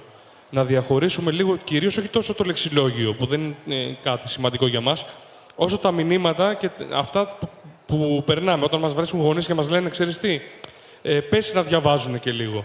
Πες τους να βγαίνουν και λίγο, να παίζουν μπάλα έξω. Μην είναι όλη μέρα μπροστά σε έναν υπολογιστή. Το λες. Όταν αρχίσαμε να παίρνουμε τέτοια μηνύματα, αρχίσαμε να βλέπουμε και λίγο διαφορετικά το τι. Όχι να διαφοροποιούμε αυτό που κάνουμε, να προσθέτουμε και κάποια μηνύματα που είναι πραγματικά δικά μας. Ναι. Και θεωρούμε ότι είναι στη σωστή κατεύθυνση. Έχει έρθει ένα ερώτημα, αυτό που κρατάω τόση ώρα, που λέει, είναι διαδικτυακό ερώτημα, γι' αυτό το διαβάζω, που λέει τι θα συμβουλεύατε όλοι σας, μια πολύ γρήγορη απάντηση θέλω, γονείς με παιδιά δημοτικού που επιμένουν και παρακαλάνε ουσιαστικά να τους δοθεί όλη η ελευθερία να γίνουν YouTubers. Θα τους καταστρέψουν τη ζωή. Ποιοι? Όταν παίρνεις ένα παιδί, όπως αυτά που κυκλοφορούν τώρα στο YouTube, τα κανάλια που είναι κυρίως μικρά παιδιά, 6-7 χρονών, και τους δίνεις μια τόσο μεγάλη φήμη, τους δίνεις τόσο πολύ exposure, το βλέπουν εκατομμύρια κόσμος, είναι κάτι το οποίο δεν μπορεί να το αντέξει ένα παιδί. Τόσο απλό. Ναι. Δεν μπορεί να το αντέξει ένα παιδί. Εγώ αυτό που θέλω να πω κυρίως, γιατί μας την έχουν κάνει την ερώτηση οι ίδιοι γονείς σε events που πάμε. Αυτό που πάντα λέμε είναι ότι πρώτα θα βάλεις τις υποχρεώσεις που έχεις ανάλογα με την ηλικία σου. Δηλαδή, όταν είσαι μαθητής, πρώτη υποχρέωση είναι το σχολείο. Φοιτητής, πρώτη υποχρέωση είναι η σχολή. Στο στρατό να κάνεις τη δουλειά σου. Πάντα οθούμε τον κόσμο σε αυτό, τα μικρά παιδιά σε αυτό, να κάνουν τη δουλειά που είναι να κάνουν. Άλλωστε και εμείς, όλοι, από ό,τι καταλαβαίνω εδώ, κάποια σχολή βγάλαμε, κάτι σπουδάσαμε. Αυτό μας βοήθησε ίσως να κλείσουμε μια καλύτερη συμφωνία με μια εταιρεία που θέλει να διαφημιστεί, να εκφέρουμε έναν πιο όμορφο λόγο. Πάντως, είναι κάτι το οποίο είναι δύσκολο, δεν είναι επάγγελμα, δεν μπορείς να ξεκινήσεις με στόχο αυτό. Είναι χόμπι το οποίο, αν είσαι καλός και έχεις τύχη μέσα σε όλα τα υπόλοιπα, μπορεί κάποια στιγμή να το κάνεις και επαγγελματικά. Εγώ θεωρώ ότι δεν πρέπει κανένα παιδί να ασχοληθεί. Καταρχάς, τα παιδιά είναι πολύ εγωκεντρικά και δεν πρέπει να τους θρέψεις έναν ναρκισσισμό που μπορεί να αναπτύξουν στη συνέχεια και να τους αποβεί να έχει κακή εξέλιξη, τέλος πάντων. Πρέπει να είναι τουλάχιστον μετά τα 18, ας κάνουν ό,τι θέλουν. Αλλά μέχρι τότε θεωρώ πως όχι. Εγώ Και στο θέμα του ότι ο γονιός βάζει το παιδί, ας πούμε. Καθοδηγεί. Άμα τώρα το παιδί είναι 11 και 12 χρονών και βρει τον τρόπο να το κάνει και βρει και αυτό που του αρέσει, εκεί από μένα είναι εντάξει. Δηλαδή το θέλει, δεν θα του κόψουμε αυτό που θέλει να κάνει, ένα όνειρο που έχει. Εγώ ως γονιός θα προσπαθούσα να πω στο παιδί μου ότι κάθε ηλικία έχει τη δική της ομορφιά. Δηλαδή, για μένα δεν είναι θέμα αν θα μπορέσει το παιδί να διαχειριστεί τη δημοφιλία, γιατί στο κάτω-κάτω θα είναι πολύ δημοφιλές στο σχολείο του. Θα πάει μετά σπίτι και δεν θα το δει κανείς μέχρι την επόμενη μέρα. Όμως το ότι εγώ στα 12 μου αντί να παίξω ή στα 15 αντί να διαβάσω να βγω βόλτες, θα κάτσω να κάνω μοντάζ, στα 25 αυτός ο χρόνος δεν γυρνάει πίσω. Και στο λέω εγώ που τώρα, και εσύ αντίστοιχα και όλοι μας, θυσιάζουμε με την καλή έννοια ένα κομμάτι της ζωής μας γι' αυτό. Αλλά ταυτόχρονα έχουμε κοινωνικοποιηθεί, έχουμε δουλέψει, έχουμε σπουδάσει. Δηλαδή πέρα από τη μόρφωση, γιατί άμα πεις το παιδί διάβασε, άμα θέλει θα διαβάσει, δεν θα το πείσεις. Αλλά να του δείξεις ότι τώρα είναι η ηλικία να κάνεις και άλλα πράγματα, που μετά δεν θα υπάρχει αυτή η δυνατότητα, νομίζω ότι θα μπορέσει να το αντιληφθεί καλύτερα από το να του πεις είσαι πολύ μικρός για να το κάνεις, γιατί το κάνουν και μικρότεροι. Στέφανε. Ήθελα να σταθώ λίγο σε αυτό που έλεγε ο Τζέρεμι προηγουμένως. Τώρα μιλάμε Λίγο πιο δυνατά, γιατί δεν σε ναι. ακούμε. Μιλάμε αποκλειστικά για το YouTube ή μιλάμε γενικότερα για όλα τα social media? Γιατί ο βαθμός της υπερέκθεσης μπορεί να επιτευχθεί από οποιοδήποτε. Μιλάμε για όλα τα social media και κάθε social media έχει τα δικά του χαρακτηριστικά που πρέπει να προσέξει ο καθένας. Δηλαδή, κυρίως στο Instagram, Facebook εντάξει δεν έχουν τα πιτσιρίκια, αλλά Instagram κάνουνε και Snapchat κάνουνε. Μπορεί να είναι κλειδωμένο και να το βλέπουν 10 άνθρωποι, ξέρω. Ναι, ισχύει και αυτό, ισχύει. Ναι. Χρειάζεται περιορισμός και σε αυτό. Γιατί το σημαντικό είναι ότι εμείς, συγγνώμη που διακόπτω, εμείς ήμασταν η πρώτη γενιά που μεγάλωσε ή έζησε μια εφηβεία μέσα στα social, οπότε οι γονείς τότε ούτε να το απαγόρευαν μπορούσαν. Κατανοητό. Και ταυτόχρονα το μάθαμε λίγο εμπειρικά. Τώρα όμως που όλοι ξέρουμε και οι νέοι γονείς έχουν social και ξέρουν, νομίζω ότι από το να το απαγορεύσεις και να το κάνεις πολύ θελκτικό, μπορείς απλά να το εξηγήσεις, να το συμπαρακολουθείς και να βοηθάς. Τώρα, συγγνώμη, Ηλία, ήθελα να πω. Αυτό είναι ένα ερώτημα που νομίζω απόλυτη απάντηση δεν έχει. Δηλαδή, κανένας δεν μπορεί να πει ναι, όχι και προφανώς κανένας δεν μπορεί να κατευθύνει και κανένα γονιό στο κάτω-κάτω. Αλλά είσαι πατέρας. Είναι αυτή η επαγγελματική σου ενασχόληση. Γνωρίζεις πάρα πολύ καλά και σίγουρα καλύτερα από όλους μας εδώ μέσα τι ακριβώς, αν θέλεις, ακολουθείτε από την εταιρεία πια, από το YouTube, τι ακριβώς συμβαίνει, πώς καθορίζεται αυτό το περιβάλλον και το άμεσο μέλλον του πώς προδιαγράφεται. Άρα εσύ τι συμβουλή, αν θέλεις, θα έδινες στο δικό σου παιδί? Ναι, ως γονιός θα μιλήσω περισσότερο. Συμφωνώ και με τα... Καταρχάς, δεν είμαι της άποψης ότι μπορώ να επιβάλλω ακριβώς στο παιδί μου να το απαγορεύσω, τι να κάνει, αν θέλει να εκφραστεί. Το ερώτημα έρχεται, νομίζω, επειδή μιλάμε για μια τόσο μικρή ηλικία, επειδή είναι και τόσοι πολλοί χρήστες αυτής της ηλικίας. Εγώ είμαι έτσι κι αλλιώς είμαι κατά της υπερέκθεσης έτσι κι αλλιώς και στην προσωπική μου ζωή. Δηλαδή, στο Instagram έχω ανεβάσει μια φωτογραφία. Οπότε, τι να σου πω, δεν θα έβρισκα κάποιο τεράστιο κίνδυνο από την πλατφόρμα αυτή καθ' αυτή. Από εκεί πέρα είναι στη δικιά μου προσωπική ευκαιρία και στην ευκαιρία του κάθε γονιού να αναλύσει τα κατά και τα υπέρ του αν το παιδί θα γίνει YouTuber ή όχι. Τα υπέρ μπορεί να είναι το ότι ναι, μπορεί να είναι αυτός ο τρόπος που θέλει να εκφράζεται σε αυτήν την ηλικία, δεν ξέρω. Μπορεί να μην είναι όμως. Τα κατά υπόθηκαν, δηλαδή η υπερέκθεση, όλα αυτά θα τα ζήγησα και θα έκρινα. Είναι μια γενικότερη συζήτηση, γιατί νομίζω ότι τα παιδιά μας, ακόμη και από όλους που βρισκόμαστε εδώ, μεγαλώνουν με ένα πολύ διαφορετικό τρόπο. Δηλαδή, είναι από το πρώτο έτος της ηλικίας τους είναι απόλυτα συνδεδεμένα με το ίντερνετ, με το social. Εγώ πιστεύω ότι η γενιά των παιδιών μας θα είναι και πιο ψύχρεμη γύρω από αυτό το κομμάτι. Δηλαδή, αυτό είναι πολύ ενδιαφέρον που λες. Το πιστεύω, γιατί έχουν μεγαλώσει σε αυτό. Υπάρχουν πάρα πολλοί γονείς που προσπαθούν ή να συνεννοηθούν ή να εξηγήσουν λίγο πώς τα παιδιά τους αποκωδικοποιούν πράγματα και έρχεται και καταλήγει σε κάθε σχόλιο η εξής φράση, οι millennials. Οι millennials. Όλα έτσι τα εξηγούν, όλα έτσι και όλα είναι μέσα στο ίντερνετ και όλο αυτό έτσι μεταφράζεται και άρα έτσι αντιδρούν, είναι πιο παθητικοί, ζουν περισσότερο από αυτό που βλέπουν παρά από αυτό που συμβαίνει πραγματικά στη ζωή τους. Είναι ενδιαφέρον που πώς θα το πω, δεν βλέπω να κυριαρχεί αν θέλεις, όσο και αν είναι άγνωστη, γιατί καταλαβαίνω ότι είναι και άγνωστη για ολόκληρες γενιές. Αυτή η νέα γενιά που είναι, η προηγούμενη δηλαδή γενιά, που έχει έρθει τόσο πολύ καλά μέσα στον κόσμο του διαδικτύου, θα φέρει κάτι εντελώς καινούριο. Εντάξει, θα φέρει, για μένα είναι πολύ πλοκό το θέμα, γιατί η νέα γενιά θα μεγαλώσει μέσα σε αυτόν τον κόσμο του machine learning που υπόθηκε στο βίντεο, στο virtual reality, σε όλα αυτά τα social media που ήδη υπάρχουν. Και νομίζω ότι επίσης μεγαλώνει σε μια, όπως και εμείς τώρα τη ζούμε αυτή την εποχή της υπερπληροφόρησης, με το πάτημα ενός κουμπιού έχεις ό,τι πληροφορία θες στο χέρι σου. Οπότε νομίζω ότι η περισσότερη συζήτηση είναι κατά πόσο θα μάθουν αυτά τα παιδιά να διαχειρίζονται όλο αυτό το πράγμα. Και εντάξει, το ανησυχητικό είναι ότι ίσως τα σχολεία στην Ελλάδα δεν έχουν προσαρμοστεί σε αυτή τη νέα πραγματικότητα και στο πώς πρέπει τα παιδιά να αντιμετωπίζουν τα πράγματα. Οπότε δεν έχω σαφή απάντηση αν θα άφηνα το παιδί μου ή όχι. Γιατί δεν εξαρτάται και μόνο από μένα. Επειδή εντάξει, το βλέπω και τώρα πράγματα που δεν θέλω να κάνει το παιδί μου, πώς να τα κάνει. Πρέπει απλά να μάθω στο παιδί μου να διαχειρίζεται καλύτερα αυτές τις καταστάσεις και να το εξηγήσω όντως τα υπέρ και τα κατά. Αν με ρωτούσε, δεν θα ήθελα, αλλά είμαι ειλικρινής. Αλλά τι να κάνω, άμα θέλει και είναι ο τρόπος που εκφράζεται, πρέπει κάπου να βρω τον τρόπο μέσα με αυτόν να τον προστατέψω από τους κινδύνους. Έχουμε ένα ακόμα ερώτημα, τελευταίο. Ναι, καλησπέρα σας. Καλησπέρα σας. Όσον αφορά τις οικονομικές απολαβές... Λίγο πιο δυνατά, παρακαλώ. Όσον αφορά τις οικονομικές απολαβές, επειδή δεν δόθηκε ακριβές νούμερο σαφές, θα ήθελα να ρωτήσω αν κάποιος μπορεί αμιγώς να βιοποριστεί από τις διαφημίσεις του YouTube ή χρειάζεται απαραίτητα τοποθέτηση προϊόντος στην Ελλάδα. Για την Ελλάδα αναφέρομαι. 0,50 λεπτά στα 1000 views. Υπολόγισε, πες ότι πετυχαίνεις να έχεις 1 εκατομμύριο προβολές το μήνα. Αυτό πάμε στα 500 ευρώ.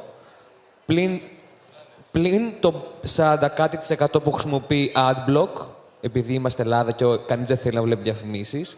Οπότε πάμε στα 250 ευρώ. Και άντε τώρα εσύ να έχεις 4 εκατομμύρια προβολές κάθε μήνα για να βγάλεις έναν μισθό ο οποίος δεν σου βγαίνει ούτε καν για τα ρεύματα που έκαψες για το μοντάζ, ας πούμε. Γεια σας και από μένα. Είναι λίγο άσχετη η ερώτηση με αυτά που έχουμε πει ως τώρα. Σχετίζεται με το YouTube σε σχέση με τη τηλεόραση. Και αυτό που στην ουσία θέλω να ρωτήσω είναι το εξής. Τελευταία έχω παρατηρήσει ότι τείνουν σε εκπομπές να καλούν κόσμο από το ίντερνετ, από το YouTube συγκεκριμένα. Και θέλω να ρωτήσω πώς το βλέπετε εσείς αυτό, ότι αχ, τι ωραία, αναγνωρίζετε την προσπάθειά μας και μας αποδέχεται αυτό το μέσο, ή ότι πάνε να κλέψουν εντός εισαγωγικών λίγο από το κοινό μας στην προσπάθεια να απευθυνθούν σε πιο νεανικά κοινά. Πολύ ωραία ερώτηση. Εγώ θα σας πω κάτι που είναι και χιουμοριστικό κάπως. Κάναμε μία διαφήμιση για ένα τοπικό μέσο, μία εκπομπή τηλεοπτική στο Βόλο. Κάναμε μία διαφήμιση. Και το είδε η γιαγιά μας και λέει «Α, σας είδα, λέει, στην τηλεόραση».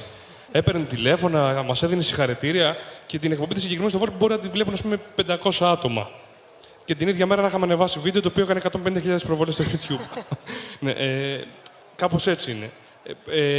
Όσο φθήνει, νομίζω, η τηλεόραση και βλέπει ότι κάποια άτομα όντως είναι ανερχόμενοι στον χώρο του YouTube και ξέρει ότι έχουν ακολούθους φανατικούς που όπου και αν πάνε θα τους δούνε, νομίζω ότι θα συνεχίσει να το κάνει. Δεν ξέρω αν είναι θέμα φόβου και ανταγωνισμού δηλαδή, αλλά είμαι σίγουρος ότι το κυνηγάει να πιάσει τα ονόματα, ας πούμε, τα διάσημα, που θα ακολουθήσουν και όλοι οι υπόλοιποι και θα ανεβάσουν αντίστοιχα τα νούμερα. Κάπως έτσι το βλέπω εγώ. Συγγνώμη. Εξαρτάται σε ποια εκπομπή πηγαίνεις πρώτον. Δεν μπορείς να ξέρεις πώς το αντιμετωπίζουν οι αρχισυντάκτες και τι ερωτήματα θα θέσουν στον εκάστοτε που θα πάει στην τηλεόραση. Τις περισσότερες φορές το εξετάζουν πολύ επιφανειακά το θέμα, πράγμα κουραστικό, που δεν μ' αρέσει. Γι' αυτό και πολλές φορές έχω επιλέξει να μην πάω κιόλας, γιατί δεν έχει και νόημα. Εκτός αν θέλεις να διαφημιστείς βέβαια. Αλλά θεωρώ ότι καλό είναι όταν καλείς κάποιον να γνωρίζεις ποιος είναι, να θέλεις να μάθεις πράγματα για τη δουλειά του και να τα επικοινωνήσεις και στο κοινό που σε παρακολουθεί. Βέβαια, η τηλεόραση είναι πλέον ένα μέσο το οποίο παίζει πολύ στο background και δεν είναι ότι ο θεατής έχει τόσο πολύ την προσοχή του εκεί, οπότε το καταλαβαίνω. Απλά ταυτόχρονα στην Ελλάδα υπάρχει νοοτροπία σε είδα στην τηλεόραση, οπότε είσαι κάτι. Και δεύτερον, νομίζω ότι όσο και να προσπαθήσουν να εκμεταλλευτούν τη δυναμική κάποιου, μπορεί αυτό μόνο ως πρόθεση να το αντιληφθείς. Δηλαδή το ότι νομίζει ο άλλος ότι θα πάρει κάτι από σένα, αλλά ταυτόχρονα βίντεο εσένα πίσω σου την ώρα που εμφανίζεσαι ή αφού παίξει η συνέντευξή σου να πούν μία κουβέντα, δεν θα πούν. Οπότε πρακτικά δεν εκμεταλλεύονται τίποτα, γιατί δεν ξέρουν να το κάνουν ή γιατί θεωρούν ότι το κάνουν, αλλά το κάνουν με λάθος τρόπο. Οπότε πρακτικά νομίζω ότι καταλήγει λίγο στο κενό. Αν εσύ πάρεις λίγη προβολή παραπάνω και ναι, σε ένα χωριό, σε μια άλλη πόλη, σε μια άλλη χώρα, γιατί η ελληνική τηλεόραση βλέπουμε και στο εξωτερικό, που αυτός κάτι μου λέει, εντάξει, είναι μια μικρή βοήθεια, αλλά δεν νομίζω ότι βοηθήσει. Ναι, το θέμα είναι κατά πόσο κάνουν σωστή δουλειά. Αυτό, κατά πόσο κάνουν τη δουλειά τους. Δεν κάνουν συνήθως σωστή δουλειά. Μας είχαν καλέσει, για να σας πω και αυτό, μας είχαν καλέσει σε μια πρωινή εκπομπή, γιατί είχαν δει ένα βίντεο που κάναμε για ένα συγκεκριμένο video game, το οποίο απλά το είχαμε παρουσιάσει. Είχαμε πάει στην πρώτη παρουσίασή του και είχαμε παίξει και το είχαμε παρουσιάσει. Και όσο περιμέναμε, ακούγαμε διθυραμβικά σχόλια για εμάς, που πραγματικά δεν τα αξίζαμε. Και μας παρουσίασαν σαν τους δημιουργούς του video game, του Assassin's Creed, που θα θέλαμε πάρα πολύ να είμαστε, δηλαδή. Ναι, και δεν ξέραμε πώς να το αντιμετωπίσουμε. Ήταν ζωντανή εκπομπή, ήταν πρωινή εκπομπή, χρόνια δηλαδή, εν πάση περιπτώσει. Και πραγματικά δεν ξέραμε πώς να το αντιμετωπίσουμε. Είπαμε, όχι παιδιά, μήπως θέλατε να βγάλετε άλλους, ας πούμε. Εμείς απλά το δείξαμε, δεν το φτιάξαμε. Και άντε να βγεις να του πεις, όχι, δεν το έχω κάνει εγώ. Δεν είναι δικό μου. Κάτι θέλεις να προσθέσεις? Ναι, όχι, συμφωνώ με τα παιδιά. Εγώ πιστεύω ότι είναι μια προσπάθεια της τηλεόρασης να προσεγγίσει τα πιο νεανικά κοινά. Ναι, ακριβώς, και να τραβήξει. Αλλά το κάνει με τον λάθος τρόπο. Γιατί, εντάξει, ας πούμε, εδώ στην Αμερική έγινε ένα προσπάθεια με τον James Corden που έχει βγάλει όλο αυτό το carpool karaoke που έχει έρθει από το YouTube ένα trend και το πήρε και το έφτασε εδώ. Στην Ελλάδα νομίζω ότι τα φορμάτ της τηλεόρασης δεν ταιριάζουν για να προσεγγίσουν τα νεανικά κοινά. Ακόμη και αν χρησιμοποιούν, ας πούμε, και μπορούν να συνεννοηθούν κάπως το Super Power για τα νεανικά κοινά. Και νομίζω ότι είναι μια καλή έκθεση, αλλά τελικά δεν τα προσφέρει επί της ουσίας. Ναι, και αν υπάρχουν, ξέρεις, στη τηλεόραση παίζει πολύ φιλίες, δημόσιες σχέσεις, οπότε αναπτύσσεται περισσότερο αυτό το κομμάτι και δεν τους ενδιαφέρει να κάνουν διάλογο, τους ενδιαφέρει απλά να κάνουν αλληλοφρονήσεις ο ένας τον άλλον. Ναι, ακριβώς. Νομίζω ότι τα παιδιά έχουν περιεχόμενο που άμα κάτσει κάποιος και το δει, θα μπορέσει να βγάλει μια εκπομπή όντως αστεία, ωραία κτλ. Αλλά δεν νομίζω ότι έχει συμβεί μέχρι Ή επίσης κάτι που συμβαίνει τον τελευταίο καιρό είναι να παίζουν κομμάτια του βίντεο σου χωρίς καμία αναφορά σε σένα ή στο έστω να υπάρχει κάπου το όνομά σου. Δηλαδή, θα πάρω εγώ όλο το βίντεο των διαλόγων και δεν θα γράφει πουθενά διάλογοι. Πώς εξασφαλίζετε τα δικαιώματά σας? Τα δικαιώματά μας, άμα φτάσει και προβληθεί στην τηλεόραση, το έχει πάρει ο άλλος αυτούς ή έχει παίξει ένα λεπτό και δεν ξέρει ότι εμένα με λένε Αλέξανδρο, ό,τι και να διεκδικήσω μετά ή να διασφαλίζεται από μια πλατφόρμα, θα έχει πάει στο κενό. Το θέμα είναι να πεις, φαντάζομαι ότι αυτό υπάρχει και κάποια δημοσιογραφική διοντολογία, να αναφέρεις την πηγή σου. Δηλαδή, πήρα αυτό από το κανάλι του Ιδρύματος Σταύρος Νιάρχος. Δεν είναι κακό να το πεις και να το χρησιμοποιήσεις. Ή έστω να μου στείλεις ένα email ότι έχεις θέμα να χρησιμοποιήσω το βίντεο σου για ένα ρεπορτάζ. Φαντάζομαι ότι το αποτέλεσμα θα είναι. Βρήκα στο YouTube. Κάπου βρέθηκε, δεν υπήρχε όνομα από πάνω. Ήρθε μόνο του και φύτρωσε. Αυτό ας πούμε, είναι χαρακτηριστικό του πώς αντιλαμβάνεται η τηλεόραση τη δουλειά μας. Και αντίστοιχα του πώς και κάποιοι YouTubers μπορεί να έχουν χρησιμοποιήσει ευκαιριακά την τηλεόραση για να κάνουν κάτι παραπάνω που δεν το έκαναν ποτέ. Εγώ θέλω να σας ευχαριστήσω πάρα πολύ για αυτή τη συζήτηση. Προτείνω να τα ξαναπούμε. Τι? Να το κάνουμε δεύτερο μέρος. Αυτό είπα. Προτείνω να τα ξαναπούμε, μόλις είπα. Να τα ξαναπούμε, να ξανασυναντηθούμε, να ξανασυζητήσουμε, να περάσουμε και σε λίγο πιο βαθιά ζητήματα, να μπορέσουμε να δούμε και πια πώς όλο αυτό γίνεται βιώσιμο, όλο αυτό το περιβάλλον, πώς γίνεται βιώσιμο για όλες τις πλευρές. Έχει τεθεί ως ρητορικό ερώτημα, αλλά το θέμα είναι να δούμε και πιο ρεαλιστικά και πιο πρακτικά πώς μπαίνει στη ζωή μας, πώς το αντιλαμβανόμαστε, πώς από ψυχαγωγία και μόνο ψυχαγωγία εννοώ και πώς μόνο ή κατά κύριο λόγο από ερασιτεχνισμό. Εδώ πέρα έχει έρθει ήδη το κύμα επαγγελματιών, έχει έρθει αυτό το επαγγελματικό περιβάλλον και περιεχόμενο και είμαστε πραγματικά πάρα πολύ πίσω. Φόβος μας ήταν να μην κάνουμε μία συζήτηση που αφορά το χθες, αλλά δυστυχώς πρέπει να πιάσουμε κάποια ζητήματα ξεκινώντας από το χθες, γιατί έχουμε κενά στη βάση. του θέματος. Σας ευχαριστώ πάρα πολύ και σας ευχαριστούμε όλοι πάρα πολύ που ήσασταν μαζί μας. Ευχαριστούμε πάρα πολύ, Ηλία, που ήσουν και εσύ σήμερα εδώ μαζί μας.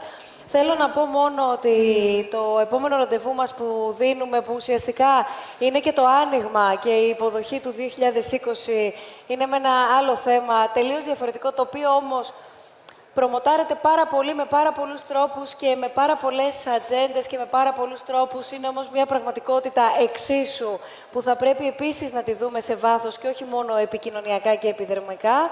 Είναι η κλιματική αλλαγή, είναι διεθνώς πώς κινητοποιεί και επανενεργοποιεί και επαναδυναμώνει ακτιβιστικές δράσεις, πώς μπαίνει στις πολιτικές ατζέντες, που ακούμε και που παρακούμε ουσιαστικά τι γίνεται με το περιβάλλον μας. Μας έχετε πετύχει και σε γενέθλια όμως, εσείς, γιατί κλείνουμε τα 2 χρόνια οι διάλογοι, που κάθε μήνα τα λέμε και συναντιόμαστε μαζί με όλο τον κόσμο που είναι, όπως για παράδειγμα σήμερα εδώ μαζί μας, ή διαδικτυακά, στο YouTube, με όσους συναντιόμαστε. Δεν είμαστε μόνο στο YouTube. Εντάξει, είμαστε και στο YouTube και στα social media και στο κάθε περιβάλλον, όπου και εκεί σπάζοντας ουσιαστικά τα όρια και το ποιος μπορεί ή δεν μπορεί να είναι τη σωστή ώρα στο κατάλληλο μέρος, φυσική παρουσία, ουσιαστικά δεν στερείται του δικαιώματος όχι μόνο να μας παρακολουθήσει, κυρίως να τον ακούσουμε, να συζητήσουμε μαζί του και να μπορέσουμε όλοι μας και εμείς με τη δική μας σειρά να χτίσουμε την κοινότητα των διαλόγων. Οπότε δεν μπορώ παρά να μην καλέσω κοντά μου τους ανθρώπους των διαλόγων, γιατί οι διάλογοι δεν είναι μια παραγωγή με ωραία φώτα, με ωραίες οθόνες ή ωραία γραφικά φώτα και στισίματα που κάθε φορά και κάθε μήνα σας και μας εντυπωσιάζουν, αλλά είναι άνθρωποι που δουλεύουμε καθημερινά για αυτό μας το μηνιαίο ραντεβού, αυτή τη μηνιαία συνάντηση. Οπότε θα σηκωθώ, όπως οι περιστάσεις αρμόζουν, να καλέσω κοντά μου την Ασημίνα Κουτρουμπούση, να έρθει η Μαρία η Κόκαλη, να έρθει η Έλενα η Παπαδοπούλου, να έρθει ο Θανάσης ο Πολίτης, να έρθει η Ιωάννα η Κιωσέ, η Τιτίκα η Εμμανουήλ, ο Βασίλης ο Λαλιώτης, η Μίλη Πασχάλη, ο Παναγιώτης ο Κράνιας, η Δήμητρα η Χατζηβασιλείου, η Λίνα η Γιωτάκη, η Λουκία η Συνοδεινού, η Αρίστα Δακοπούλου, γιατί είναι και οι συνάδελφοι που μας βοηθούν κάθε φορά σε κάθε μας εκδήλωση, στο να σας υποδεχτούμε όλους εσάς. Είναι η Άννα Μαρία Κοσμόγλου, είναι ο Πάνος ο Βαζέος. Πού είναι ο Πάνος? Πού είναι ο Πάνος? Πού είναι ο Πάνος ο Βαζέος? Δεν θα προχωρήσουμε αν δεν έρθει ο Πάνος ο Βαζέος. Αυτό είναι το μόνο σίγουρο. Είναι η Ρόζαλιν Μπένζαμιν και μέχρι να βρεθεί ο Πάνος, έλα Πάνο, έλα Πάνο, έλα Πάνο. Λοιπόν, και η Μόρφου, η Κουτσομιχάλη, γιατί είναι όλοι οι άνθρωποι και άλλοι τόσοι που μαζί με εσάς, και θέλω να έρθετε και εσείς, όσοι θέλετε από εσάς, να έρθετε μαζί μας, να σβήσουμε τα κεράκια μας και εσείς.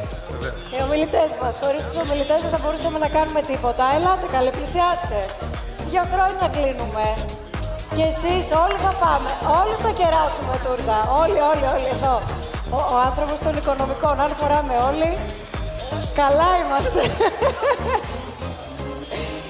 Λοιπόν, να είμαστε καλά, να είμαστε μαζί κάθε μήνα και του χρόνου και να είμαστε χαμογελαστοί, γεμάτοι, δημιουργικοί και πάντα σε διάλογο. Πάμε, χρόνια πολλά.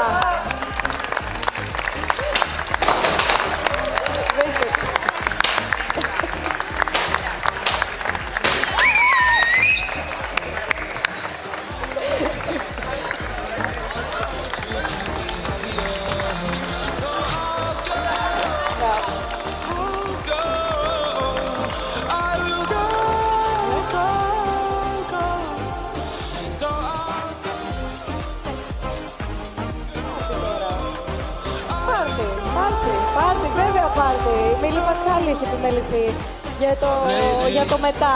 Νίκος Πατρελάκης αμέσως τώρα θα αναλάβει το πάρτι μας. Καλή απόλαυση. Τα λέμε του χρόνου.